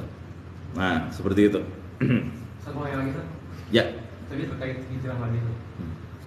Ini bukan sholat, bukan puasa, tapi mungkin nilainya dia suka mencuri uang temannya, mencuri uang saudaranya. Sadar itu dia ingat dulu dia teman Tuhan. Balikin. Kalau masih ada kita ketemu orangnya, balikin ke orangnya. Pak, mohon maaf, saya dulu pernah ngentit duit bapak, kleptomania Pak dulu saya Pak. Saya nggak tahu Pak, kalau dihitung-hitung ya mungkin nggak sampai 100.000 sih Pak. Saya ngambilnya yang 1.000-1.000-an gitu. Cuma saya niat sedekah Pak, bukan saya niat lunasin, ngembaliin hak bapak yang pernah saya ambil waktu saya dulu Pak. Takutnya nanti ini ketagihan saya, walaupun nilainya nggak sampai 100.000, kalau lebih anggap sedekah, nggak masalah kayak gitu. Orangnya udah meninggal, warisnya cari, anaknya, istrinya, niatkan pahalanya untuk almarhum. Orangnya udah kena kesapu tsunami semua, nggak ada yang tersisa, sedekahkan ke masjid mas'a, ke anak yatim, ke semuanya, dan niatkan pahalanya untuk almarhum yang pernah kita ambil haknya. Kalau dia marah, oh lu yang ambilnya, Resiko.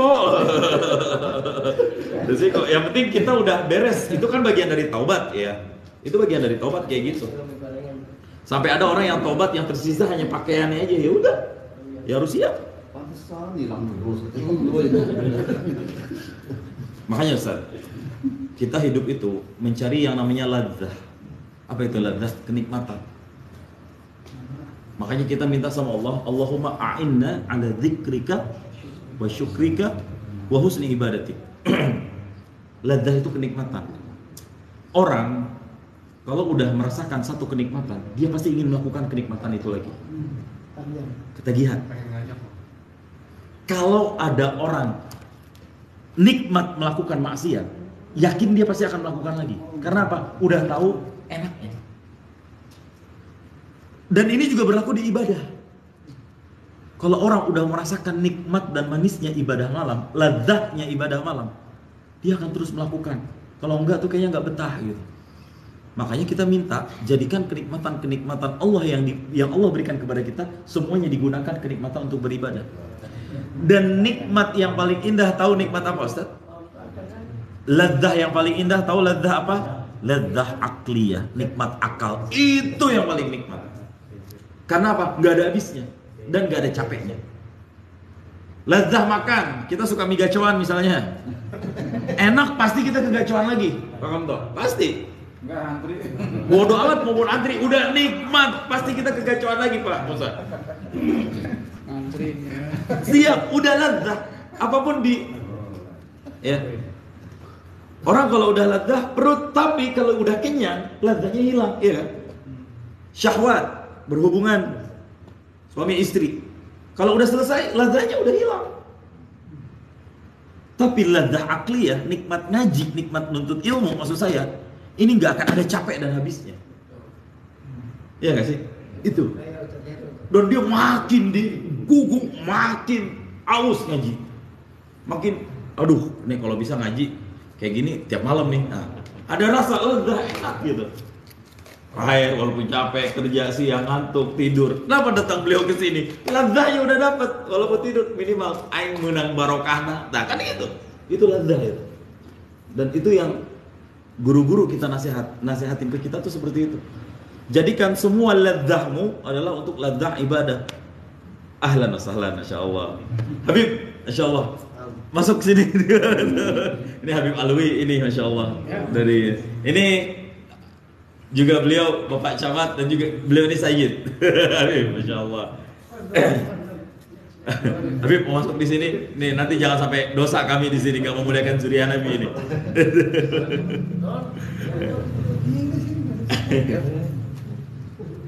Ya. Kita kembali ke tadi masalah haid. Oke. Siap. Jadi saya pernah memahami masalah bahwasanya wanita yang haid itu haram untuk sholat ya. Tapi ada aturan bahwasanya wajib qada seperti yang tadi sudah sampaikan. Yeah. Karena berlakunya jamak. Seperti tadi katakan bahwasanya ketika haidnya duhur berarti asar sudah tidak boleh sholat. Iya. Karena sudah haid. Iya. Tapi karena di awal itu karena yang namanya asar bisa dijamak ke duhur, maka dihitung qada. Ada yang kayak gitu. Kemarin saya seperti itu. Itu di awal. Terus di akhirnya dia itu selesainya haid itu asar. Sedangkan duhur sama asar bisa dijamak. Maka ketika duhur ini wajib diqada juga. Maka kewajiban dia mengqada nanti. Harus mengqada asar, di akhir harus mengqada duhur. Siap. Dan begini Ustaz. Ini tambahan dari saya. Andai ada seorang perempuan dia musafir dari Jakarta ke Surabaya, dia naik bis atau naik kereta dan sulit untuk sholat. Dia udah prediksi berangkat dari Surabaya kereta pagi jam 8 dan diprediksi sampai ke Surabaya jam 4 sore asar. Lah 7 jam katakan Argo Bono Anggrek yang paling cepat lah keretanya. Dia prediksi saya ketemu nanti sholat asar di stasiun Surabaya Pasar Turi. Saya memutuskan mentakhirkan sholat jamak, tapi jamak takhir. Jadi mengundurkan sholat zuhur ke asar. Jadi waktu zuhur sepanjang perjalanan dia berlalu sampai waktu asar. Begitu sampai stasiun, maksud itu perempuan, dia nanti mau sholat asar 2 rakaat di qasar, sholat zuhur 2 rakaat di qasar. Jam'an lillahi ta'ala semuanya. Pas mau sholat kereta tiba di stasiun Surabaya jebol pisan Pak RT ya. Itu gimana itu? Asarnya kagak dapet, zuhur udah terlanjur ketinggalan. Nah, yang surah seperti ini mungkin boleh jadi nanti saya belum dapat keterangan, tapi saya ikut ke pendapat Ustaz Aden juga. Itu wajib diqada, tapi nanti ketika sudah suci. Tapi kalau udah wafat duluan, insya Allah nggak akan ketanyaan. Karena dia udah apa? Niat. Makanya dalam jamak yang dianjurkan niatnya udah dari awal, itu. Karena niat itu udah setengah memulai. Berbeda kalau nggak niat, ujung-ujung sholat asar di sono, itu zuhur wajib diqada, berdosa dia. Dia dianggap dosa meninggalkan sholat zuhur, walaupun dia musafir. Ya. Perjalanan. Makanya kalau bisa ditakdim, takdim. Karena kita nggak tahu umur kita nanti ditakhir sampai enggak. Tapi nggak wajib sunnah enggak. Ditakhir juga boleh. Karena Rasulullah juga melakukan itu. Rukhsah, ini namanya rukhsah. Kenikmatan yang Allah berikan kepada kita dalam hal hukum. Gitu. Gitu Ustaz. Iya. Head ya, nyambung. Nah. Gimana Habib? Namanya ketika wanita head, kita kan sabar menunggu. Ini pengalaman kita. Singkat cerita, kamu 7 hari. Begitu Isya dikasih jam 9.10 dikasih kabar sudah suci. Tapi belum mandi besar. Kita udah kangen. Gimana nih? Apa boleh main dulu apa enggak?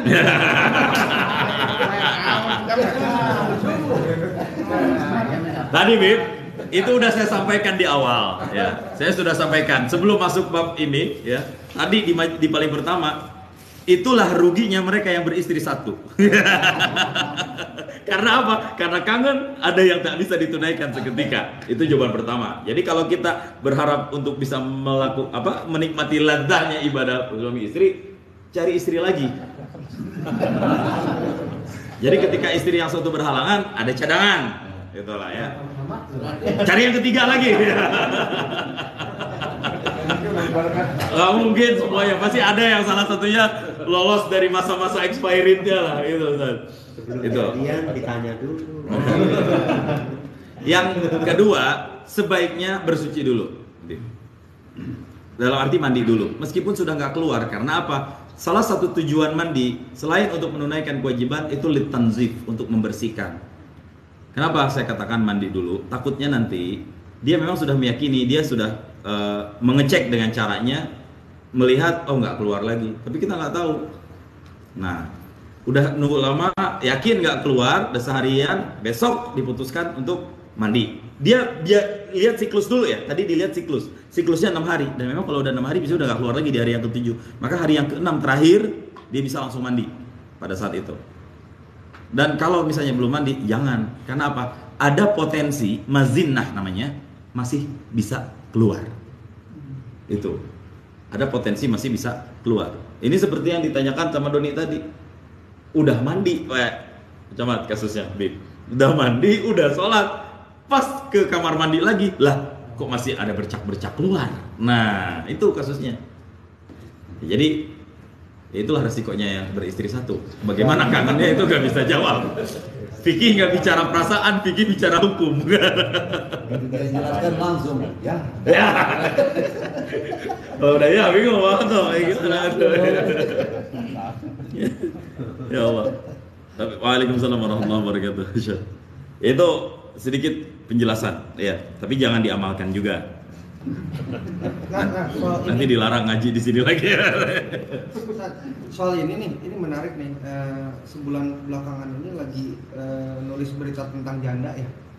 Iya, perjandaan, gue investigasi soal kampung janda segala macam perjandaan. Sebentar, sebutkan salah satu namanya. Di Cigombong lah. Cigombong. Pokoknya daerah Kabupaten Bogor lah. Nah, dari sekian banyak janda itu banyak janda-janda bodong gitu. Artinya secara administrasi negara itu dia tercatat ada buku nikahnya dan belum punya akte cerai.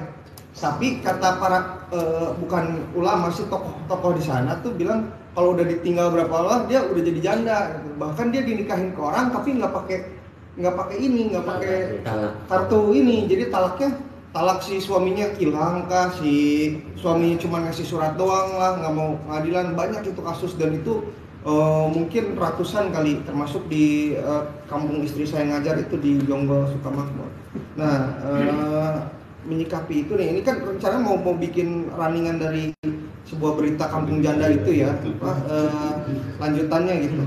Nah itu secara fikihnya gimana Pak? Kan kalau untuk agama itu kan misalkan ada aturannya dalam Islam itu fikihnya berapa bulan ya sah gitu. Tapi kalau dalam administrasi pemerintahan itu kan dia masih sah secara istrinya, itu gimana Pak? Apa kita ngikut ke yang si buku nikah atau mengikuti fikih agama gitu? Oke.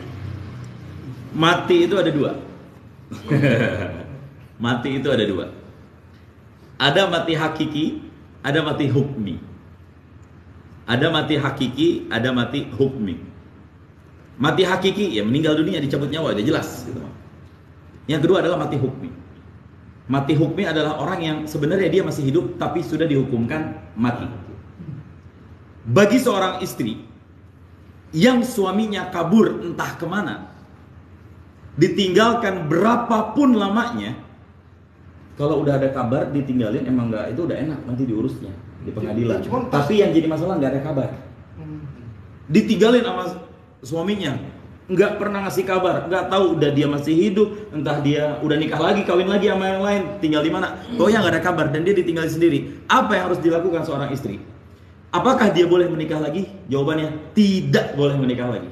Sampai kapan? Nah, tar dulu. Sampai kapan dia tidak boleh menikah lagi? Sampai ada keputusan dari hakim bahwa hakim menetapkan ini suami dihukumkan mati. Jadi yang memutuskan mati hukmi bukan, mohon maaf, pemimpin daerah. bukan RT, bukan RW dan lain sebagainya. Tapi yang menghukumkan mati itu adalah hakim di pengadilan. Jadi si wanita itu lapor ke hakim, jelaskan, Pak Hakim, lapor ke panitera dan lain sebagainya di pengadilan agama bahwa saya sudah ditinggalkan suami saya udah 16 tahun, nggak ada kabar, saya sabar. Banyak laki-laki yang pengen sama saya, ngira saya janda, padahal saya masih ada akad nikah, dan suami saya nggak pernah mengirimkan satupun pesan bahwa dia menceraikan saya atau dia melepaskan saya dan lain sebagainya. Sementara saya terhalang, saya juga punya nafkah, kewajiban anak-anak saya. Tolong Pak Hakim. Dah, tunggu sidang, cek udah dicari, hakim nanya ke RT RW, benar adanya memang demikian, ke orang tua dan saksi-saksi benar ada demikian, ketok palu, suami Anda meninggal dunia. Tak tak tak, selesai. Dia jatuhnya janda. Tunggu masa idah dulu baru dia boleh nikah. Oh, itu secara administrasi. Ya, itu secara fikih justru. Fikihnya. Jadi si hakimnya berarti harus ngikutin hakim yang di buku itu. Maksudnya secara administrasi. Jadi yang menjadi keputusan itu mulut dan palunya hakim. Ketika hakim berkata, oh nggak bisa, Anda tetap harus mencari tahu dulu, karena dia berpotensi masih ada. Kalau memang tinggalnya di sekitar kampung Anda, tugas Anda adalah mencari dulu. Kalau udah Anda cari, datang lagi ke sini. Tunggu masa sidang kedua nanti. Tak tak tak, masih belum boleh. Hakimnya tuh pengadilan agama. Pengadilan agama dalam konteks kita di sini. Kalau di dalam agama Islam qadhi namanya. Jadi orang yang ditinggal oleh suami, itu kasusnya gimana pun ya, perang atau apa gitu kan, gak ada kabar lagi, itu dikatakan mati secara hukmi dan sah cerainya nanti. Dianggap sah cerainya. Udah diketok palu 16 tahun lamanya, tahun yang ke-17 dia datang lagi. Lah. Itu gimana tuh? Nah, itu di situ beratnya. Nikah lagi dong. Nah, kalau dia masih belum nikah sama orang lain, kalau dia udah nikah sama orang lain, kalau belum nikah sama orang lain, jatuhnya nikah lagi sama yang enggak juga, udah talak, udah jatuh. Talaknya talak mati lagi.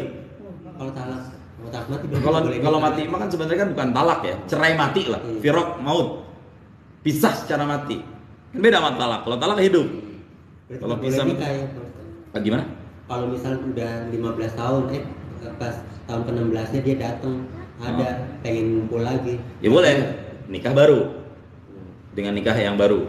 Dengan catatan itu perempuan belum kawin sama laki-laki yang lain. Kalau tuh perempuan udah kawin sama laki-laki yang lain, nggak bisa, terserah lakinya. Salah lu kemana aja selama ini bro? Kalau di aturan agama itu kan, gue nih sebelum nikah itu kan dapat penyuluhan tadi itu kan, entah karena apa gitu, saya ini si istri dikasih penyuluhan begini, siap nggak jadi istri, kewajibannya gini, sama gue juga dikasih tahu gimana nih jadi suami, ini ada berapa, pokoknya ingatnya tuh 6 bulan apa berapa tahun gitu, kalau nggak menafkahi bisa nggak ini dianggap cerai katanya. Nah dikasih edukasi gitulah. Nah mungkin si perempuan janda bodong ini dia nggak mengurus tuh kayaknya ke pengadilan. Iya, maksudnya dia ngakunya janda tapi punya buku nikah dan suaminya nggak ada gitu, kan bingung jadinya. Ya itu. Apa ya kayak begitu. Nah akhirnya berantem tuh si keluarga gara-gara si buku nikah itu, si keluarga si suaminya yang hilang ini. Gitu. Ya. Banyak gitu kasusnya. Andai semua pernikahan dilakukan dengan dasar ilmu dan pengetahuan seperti tadi yang udah dijelaskan, saya rasa masalah seperti ini nggak akan ada. Yang jadi masalah kenapa? Inilah kita nggak menemukan ladahnya ilmu tuh di sini. Ketika kita sendiri yang mendapatkan suatu persoalan, kita kesulitan. Nggak, orang yang udah merasakan ladahnya ilmu akan terus mencari tahu dan akan terus merasa dirinya bodoh. Ya, makanya terus sering-sering ngaji biar tahu, insyaallah kasus kayak gini nggak akan terjadi lagi. Ya tugas Anda sebagai wartawan, sampaikan berita ini. Tulis, menurut Fikri Habibullah Muharram dalam majelis roha di masjid di Lamutiara Bogor, nggak masalah. Ya, kalau bisa, ya. Berarti kalau perempuan yang ditinggalin tanpa kejelasan itu ada kewajiban untuk mencari suami? Iya, dia tetap dituntut dulu. Tapi batas waktunya tapi kalau hakim juga kan nanti pasti nah, itu kan ijtihadnya hakim. Hakim melihat berapa umur si wanita ini? 45 tahun. Berapa umur laki-lakinya? 80 tahun misalnya. Beda nikahnya jauh keduanya. 80 tahun secara umur ghalib masih hidup atau mati? Mati. Hakim boleh mengetok palu. Nanti ilmu itu kita nggak usah cari tahu, itu urusan hakim. Tugas kita menyampaikan ini kepada hakim supaya hakim yang akan memutuskan talak, cerai atau tidak. Itu aja. Iya tuh. Iya, sama kayak kasus misalkan Tsunami Aceh tuh yang nggak tahu yang sudah iya. apa enggak gitu Itu. kan. Udah berapa ini gitu nggak ada kabarnya. Karena juga di Aceh juga banyak yang terpisah anak istri tapi ketemu di kemudian hari, ya kan? Banyak itu haru dah itu, bisa kayak gitu. Itu bisa jadi. Ya, makanya jangan buruk. Itu ya berat resikonya perempuan di situ emang. Kalau kita jangankan kabur, masih punya bini di rumah juga ada bini lain di rumah yang lain. Kasus satu lagi. Satu lagi. Iya. Kalau ciri-ciri kita Boleh, sudah boleh. bisa menikmati lazahnya ibadah atau iman, selain tadi ada perasaan lagi, apalagi? Takarrur berulang-ulang dilakukan itu. Takarrur. Orang udah nyaman, mohon maaf, Pak Her udah nyaman bekerja dengan apa yang Pak Her lakukan. Itu udah ada ladahnya di situ. Dikit banyak yang didapatkan, nggak jadi persoalan. Yang diukur kenikmatan. Makanya susah nyari ladahnya di situ. Makanya masalahnya ladah itu mailul qalbi, kecondongan hati mau dilariin kemana, dan itu harus dilatih sama raga kita untuk kita ke situ. Nah, susahnya di situ untuk menemukan ladah dalam ibadah. Dan ladah terbaik adalah menuntut ilmu. Bukan saya masuk mengistimewakan ini majelis, enggak, dimanapun. Jadi nanti algoritma pencarian YouTube kita, Google kita tuh ngaji bab fikih masalah istihadah, bab fikih masalah ini, bagaimana hukum masalah ini, itu efek dari ladahnya. Kita merasa haus terus. Oh iya ya, kalau saya nemuin kartu flash di pinggir jalan dan saldonya ada 65.000, boleh nggak nih saya pakai saldonya ya? Tapi kartunya saya balikin ke orangnya. Gimana ya hukum fikihnya ya? Oh, ntar nanya lihat cek itu ladah tuh di situ udah muncul. Kita susah menemukan ladah itu. Makanya salah satu cara untuk mengikatnya, cari lingkungan orang-orang yang mengajak kita untuk suka ke ranah ibadah gitu. Kalau kita berteman dengan yang nggak suka ibadah, susah untuk ibadah. Belajar bahasa juga kami di pesantren Pak Sidik itu seperti itu. Lingkungan dulu yang dibangun, lingkungan Arab. Di pesantren kita wajib bicara bahasa Arab, kalau enggak dihukum. Karena lingkungan itulah menimbulkan ladah buat saya untuk bisa bicara bahasa Arab. Selain yang bicara bahasa Indonesia juga dihukum, dibotak, disuruh lari dan lain sebagainya kalau ketahuan ngomong bahasa Indonesia pas kita di pesantren. Takarrur, melakukan itu berulang-ulang. Persis seperti orang dapat duit. Dia udah nikmat dapat duit dengan cara nyambung ayam. Dia pasti akan cari cara lagi untuk nyambung ayam. Diem-diem kayak gimana caranya kayak Cari ayam mati. Main slot, top up lagi. Udah tahu itu rugi. Itu bayar kampus. Gimana Pak Tandri? Tadi. Bagaimana kalau suaminya diusir, Pak? Bagaimana kalau suaminya diusir sama istrinya? Saya sering itu udah cerai. Diusir doang tanpa talak. Istri ngusir suami? Nggak bisa. Diusir secara fisik silahkan, tapi secara hukum nggak jatuh. Iya, tapi diusir dia memang nggak baik lagi. Nggak, tetap si istri nggak boleh nikah lagi sama yang lain. Itu hukumnya tuh masih sah ya? Sah nikahnya? Masih nikah. Yang ada kalau suami ngusir istri itu. Nah, ini suaminya diusir kan? Ini yang tadi yang ngusir siapa? Suami? Istrinya kan? Enggak, tetap nikah masih keluar. Nikah itu akan berpisah. Satu mati. Ya. Yang kedua mati secara hakiki atau hukmi ya. Yang tadi ya. Yang kedua talak. Yang ketiga fasah. Itu. Yang ini kalau nggak ditalak, kalau nggak fasah, dan kalau nggak mati, tetap akad nikah sampai seumur hidup tersambung. Hah? Fasah itu nikah yang runtuh dengan sendirinya dengan beberapa sebab. Kita akan ngaji nanti di tahun 2026 insyaallah. Kalau masih istiqomah ini juga ya, insyaallah. Itu. Kecuali kalau suami ya yang ngusir istri ya. Nah, kalau istri nggak ada hak, bahkan dosa besar. Nusyuz itu. Nusyuz. Udah lu, nggak usah tinggal di sini lagi, cari aja. Misal istri ngomong kayak gitu kan, pergi udah dari rumah, biar anak gue yang ngurus. Kita kalau kepribadian kita adalah kepribadian yang takluk dengan wanita, gampang disetir sama istri, dan akhirnya kita memilih kabur, itu istri tetap masih istri kita. Sekalipun 6 bulan, 7 bulan, 9 bulan, 20 tahun sekalipun dia tetap istri kita. Walaupun masalah ekonomi. apapun nggak menjadi persoalan, Pak Tendri. Apapun itu nggak menjadi persoalan. Dia tetap istri, dan haram bagi itu wanita nikah sama yang lain. Andai terpaksa nikah sama yang lain, itu zina jatuhnya. Auzubillah. Ini nggak ada di bab haid ya. Ya Allah. Misalnya di luar pengajian ini kan, saya kan sering dikasih ke seseorang. Sering apa? Sering menitip saya itu berkah umat. Jadi orang itu bicara saya itu terserah udah aja kemana udah. Jadi saya dah ikhlas, saya nggak akan bertanya lagi. Tapi di segi itu saya perhati masalah berkah ini. Ada seorang teman saya gitu. Di teman saya, tertanyakan teman ada apa, sangkutnya teman saya gitu. Dalam kehidupan susah. Yang pertanyakan teman ini bukan uang berkah kan? Sebentar, uang berkah itu uang apa? Sedekah? Sedekah. Oh, uang sedekah. Sebutnya ya, berkah. Ya udah. Berkah umat kemanapun udah kasih. Semua itu saya ikhlaskan. Yeah. Jadi saya bincang-bincang teman, pergaulan. Okay. Ada seseorang teman dalam keadaan susah yang sangat membutuhkan uang. Kemudian kita kasih ke dia. Nah, saya mengasih berpikir dulu. Jangan main kasih saja. Yeah. Nanti saya akan bertanggung jawab di akhir. Iya, betul. Saya bukan bertanya kepada halinya lagi. Iya. Dengan sikap itu kan bolehkah atau tidakkah saya lakukan, berdosakah saya? Saya tidak lakukan, berdosa saya. Baik.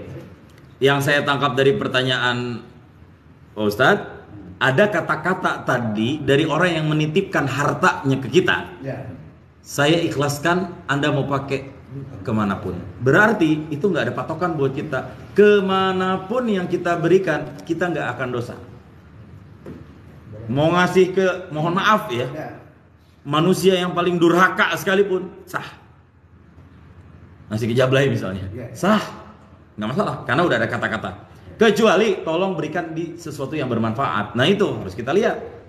Yang bermanfaat itu banyak, di antaranya adalah fakir, miskin. Nah, cuma sedekah lagi yang paling terbaik. Tahu nggak sedekah kemana? Sedekah ke jalan ilmu, itu yang paling baik.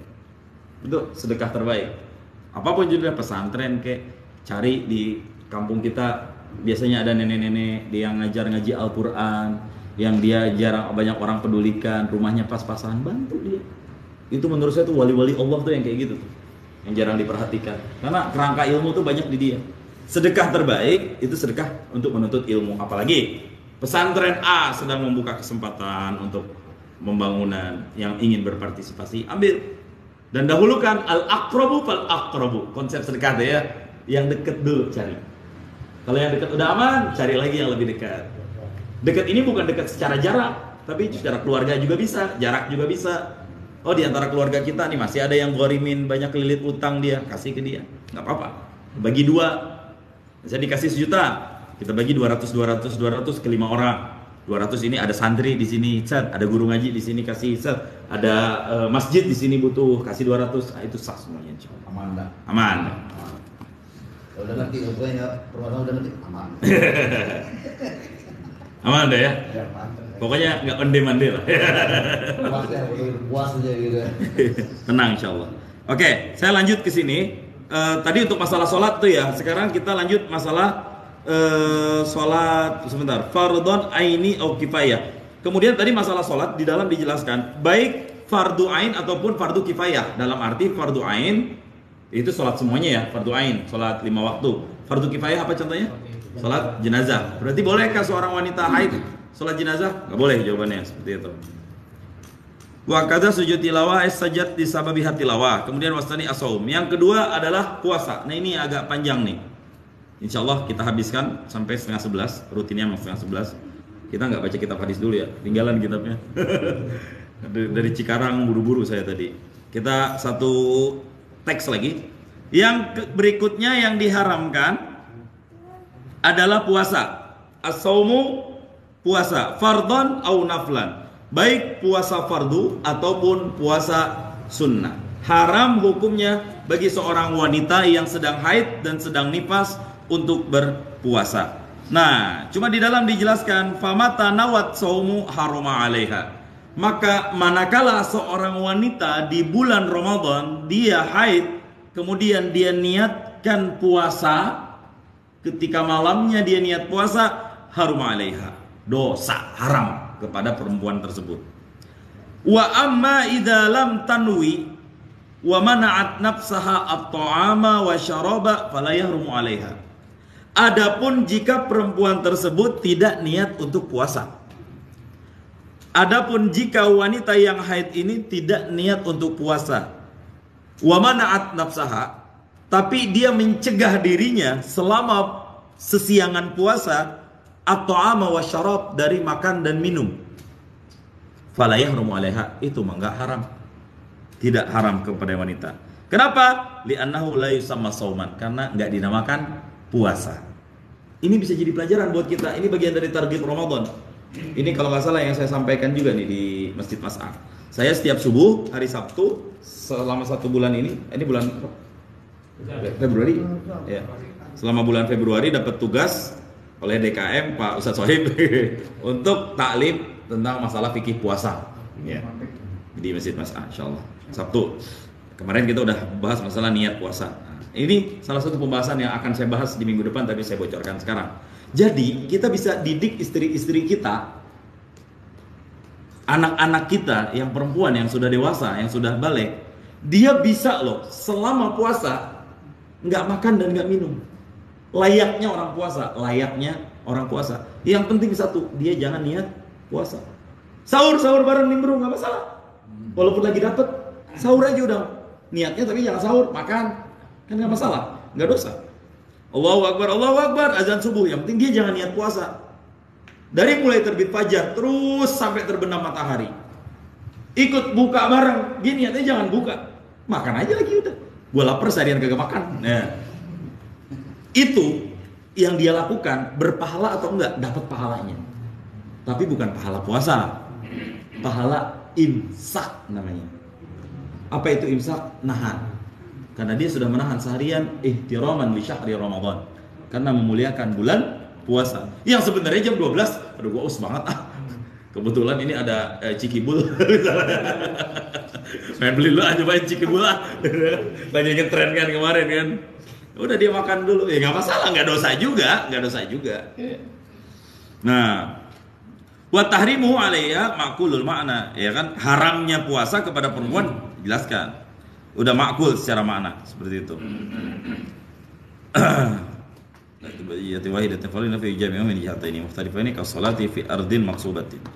Ini sama hukumnya seperti orang yang sholat di tempat curian. Nggak boleh kan? Tapi sholatnya juga tetap sah gitu ya. Dan dia nggak usah membatalkan sholat. Ini ngasih perbandingan contoh ke arah ini nih beliau nih. Jadi saya tanpa izin masuk ke rumah Ustadz Indra, dosa buat saya. Dan saya sholat lagi di situ. Ntar dah soal makan bang. Makanannya enak-enak juga sih. Sholat di situ. Pak Indra marah. Saya nggak boleh batalin sholat dulu kalau bisa. Fikri, kau ngapain di sini? Keluar. Saya keluar, jalan sambil sholat. Yang penting posisinya tetap madhab kiblat. Udah sholat dulu, nggak masalah. Karena nggak boleh saya kalau sholat di situ terus haram. Tapi sholatnya jangan dibatalin. Udah geser, kita jalan pelan-pelan sambil sholat. Darurat. Nah, kalau kita di sini terus kita dosa, hak orang, hak Allah sedang kita tunaikan. Tapi hak orang gimana coba? Hak Allah memaaf-maafan, Allah memaafin kalau dosa juga. Tapi orang, selama Anda di situ Anda dosa. Oh iya, sama kayak orang yang sholat di depan ruko, orang yang non muslim gitu ya. Dia sholat di depan situ di pelatarannya. Nah, tiba-tiba diusir tuh kayak tadi. Itu mah kenal sama Pak Indra. Ini kan diusir nggak? Iya, kayak gitu. Itu cuma mundur berarti. Mundur aja, udah cari tempat, jangan batalin sholat. Walaupun didorong atau ditendang. Iya, nggak apa-apa. Jangan dorong. Lagi gempa bumi aja, lari. Kejar tsunami lagi sholat, lari. Sholat jangan dibatalin.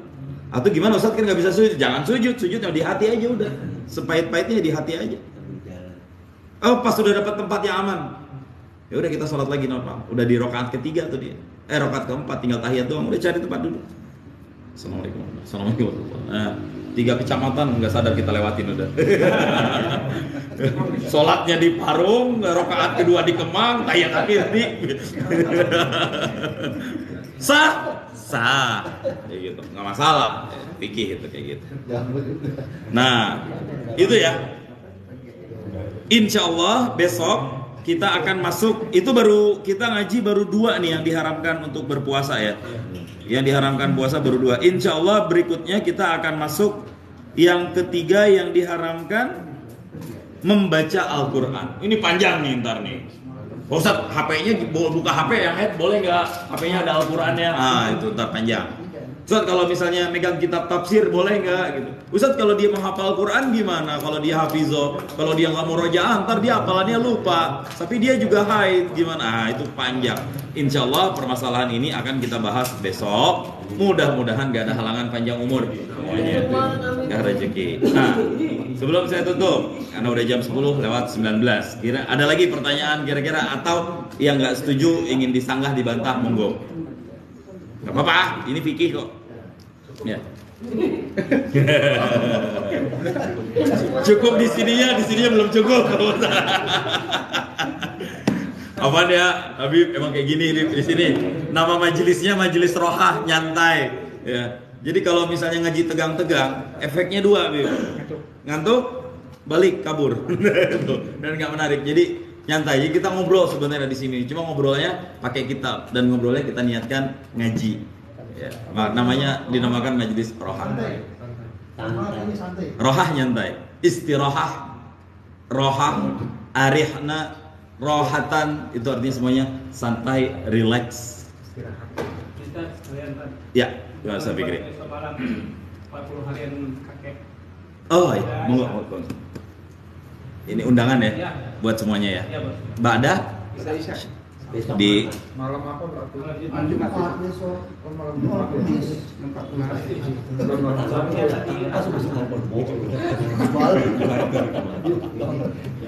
Besok tuh bisa panjang. Presiden, foto dari apa? Ya. Baik, alhamdulillah wa syukrulillah. Mudah-mudahan kajian ini barokah dan buat semua teman-teman yang menyaksikan di luring dan daring. Apa arti daring tuh? Dalam jaringan. Luring, Luar jaringan. amazing. Wartawan ditanya, ngetes. Sebentar, drive thru apa artinya? Pesan bahasa Indonesianya apa itu ya? Ayo, drive thru.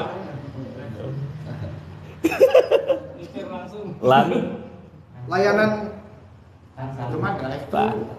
apa? Beliau hampir benar. Tatur apa sih? Itu. Iya. Tatur. Layanan tanpa turun. Kalau saya nafsirin drive thru menyetir dengan benar. True benar artinya. Itu banyak Pak. Kita juga harus nguasain bahasa Indonesia lah. Jangan lupa lah sama bahasa kita sendiri. Karena saya penulis juga, saya nulis buku udah 3. Satu diantaranya bestseller. Judulnya Tuhan Izinkan Aku Pacaran. Itu bestseller yang nerbit Gema Insani Press di Depok. Itu penerbit besar juga. Yang kedua, Catatan Sejarah Cinta. Klik aja nanti di Google, pasti keluar karya saya. Jadi saya juga mempelajari bahasa Indonesia. Dan pentingnya lagi belajar bahasa Indonesia ketika menerjemahkan kitab. Harus cari padanan katanya. Gadget kayak gini nih. Gadget kayak gini. Apa bahasa Indonesianya gadget? Gawai. Dia tahu. Saya juga taunya dari dia gawai. Waktu masih di radar dulu. Gadget, gawai. Airpod, ini headset apa headset? Airpod itu bahasa Inggris juga. Itu bahasa Indonesia. Headset kan bahasa Inggris. Bahasa Indonesia kan dikit aja nih mah. Bukan. Penyuara Jemala. Itu. Outbound, apa outbound? Outbound. Lupa terbang. Outbound bahasa Indonesianya mancakrida. Jobat ya. Jarang kan? Oh sering tuh di acara. Online bahasa Indonesianya daring dalam jaringan. Basement apa bahasa Indonesianya? Dihadap. Dan terakhir, basement ada yang tahu? Hampir benar. Tapi ada bahasa Indonesianya istilahnya. Hampir benar. Bahasa Indonesianya basement bahasa Inggris kan? Saya kasih bocoran. Rubanah. Ruang bawah tanah. Itu basement. Indonesia banyak disingkat-singkat bahasa Indonesia. Kurang sumpah pemuda kita ini ya, waktu kecilnya, Masya Allah. Baik, kita tutup, mudah-mudahan kajian ini menjadi barokah buat kita semua.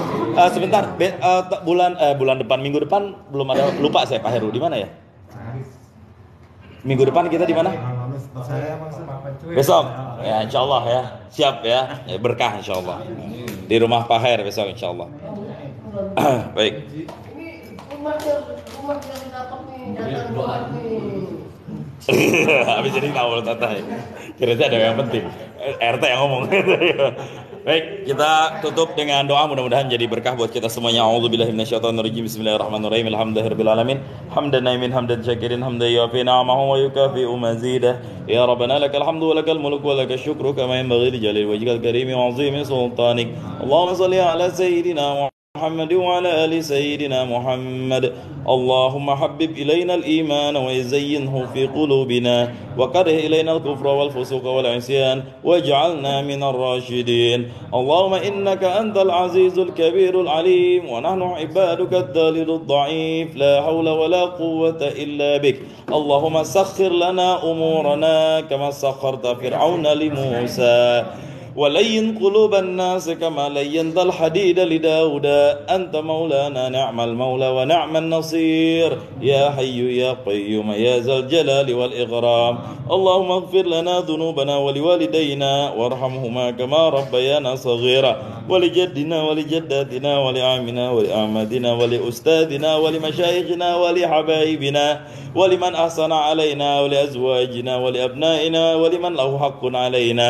ولجميع المسلمين والمسلمات والمؤمنين والمؤمنات الأحياء منهم والأموات اللهم بارك لصاحب هذا البيت بابا إندرا وأهله وبارك إلى من يسكن في هذه المنطقة وبارك هذا المجلس الراحة إنك على كل شيء قدير برحمتك يا أرحم الراحمين اللهم فقه من يدرس في هذا المجلس كما قال نبيك المكرم ما يريد الله به خيرا يفقهه في الدين اللهم فقهنا في الدين وعلمنا التأويل فقهنا في الدين وعلمنا التأويل إنك على كل شيء قدير ربنا هب لنا من أزواجنا وذريتنا قرة أعين واجعلنا للمتقين إماما ربنا آتنا في الدنيا حسنة وفي الآخرة حسنة وقنا عذاب النار وصلى الله على سيدنا محمد وعلى آله وصحبه وبارك وسلم فسبحان ربك رب العزة عما يصفون وسلام على المرسلين والحمد لله رب العالمين الفاتحة أعوذ بالله من الشيطان الرجيم بسم الله الرحمن الرحيم مالك يوم الدين إياك نعبد وإياك نستعين الصراط المستقيم صراط المغضوب عليهم ولا الضالين آمين هدانا الله وإياكم أجمعين ثم السلام عليكم ورحمة الله وبركاته. Bapak itu adik-adik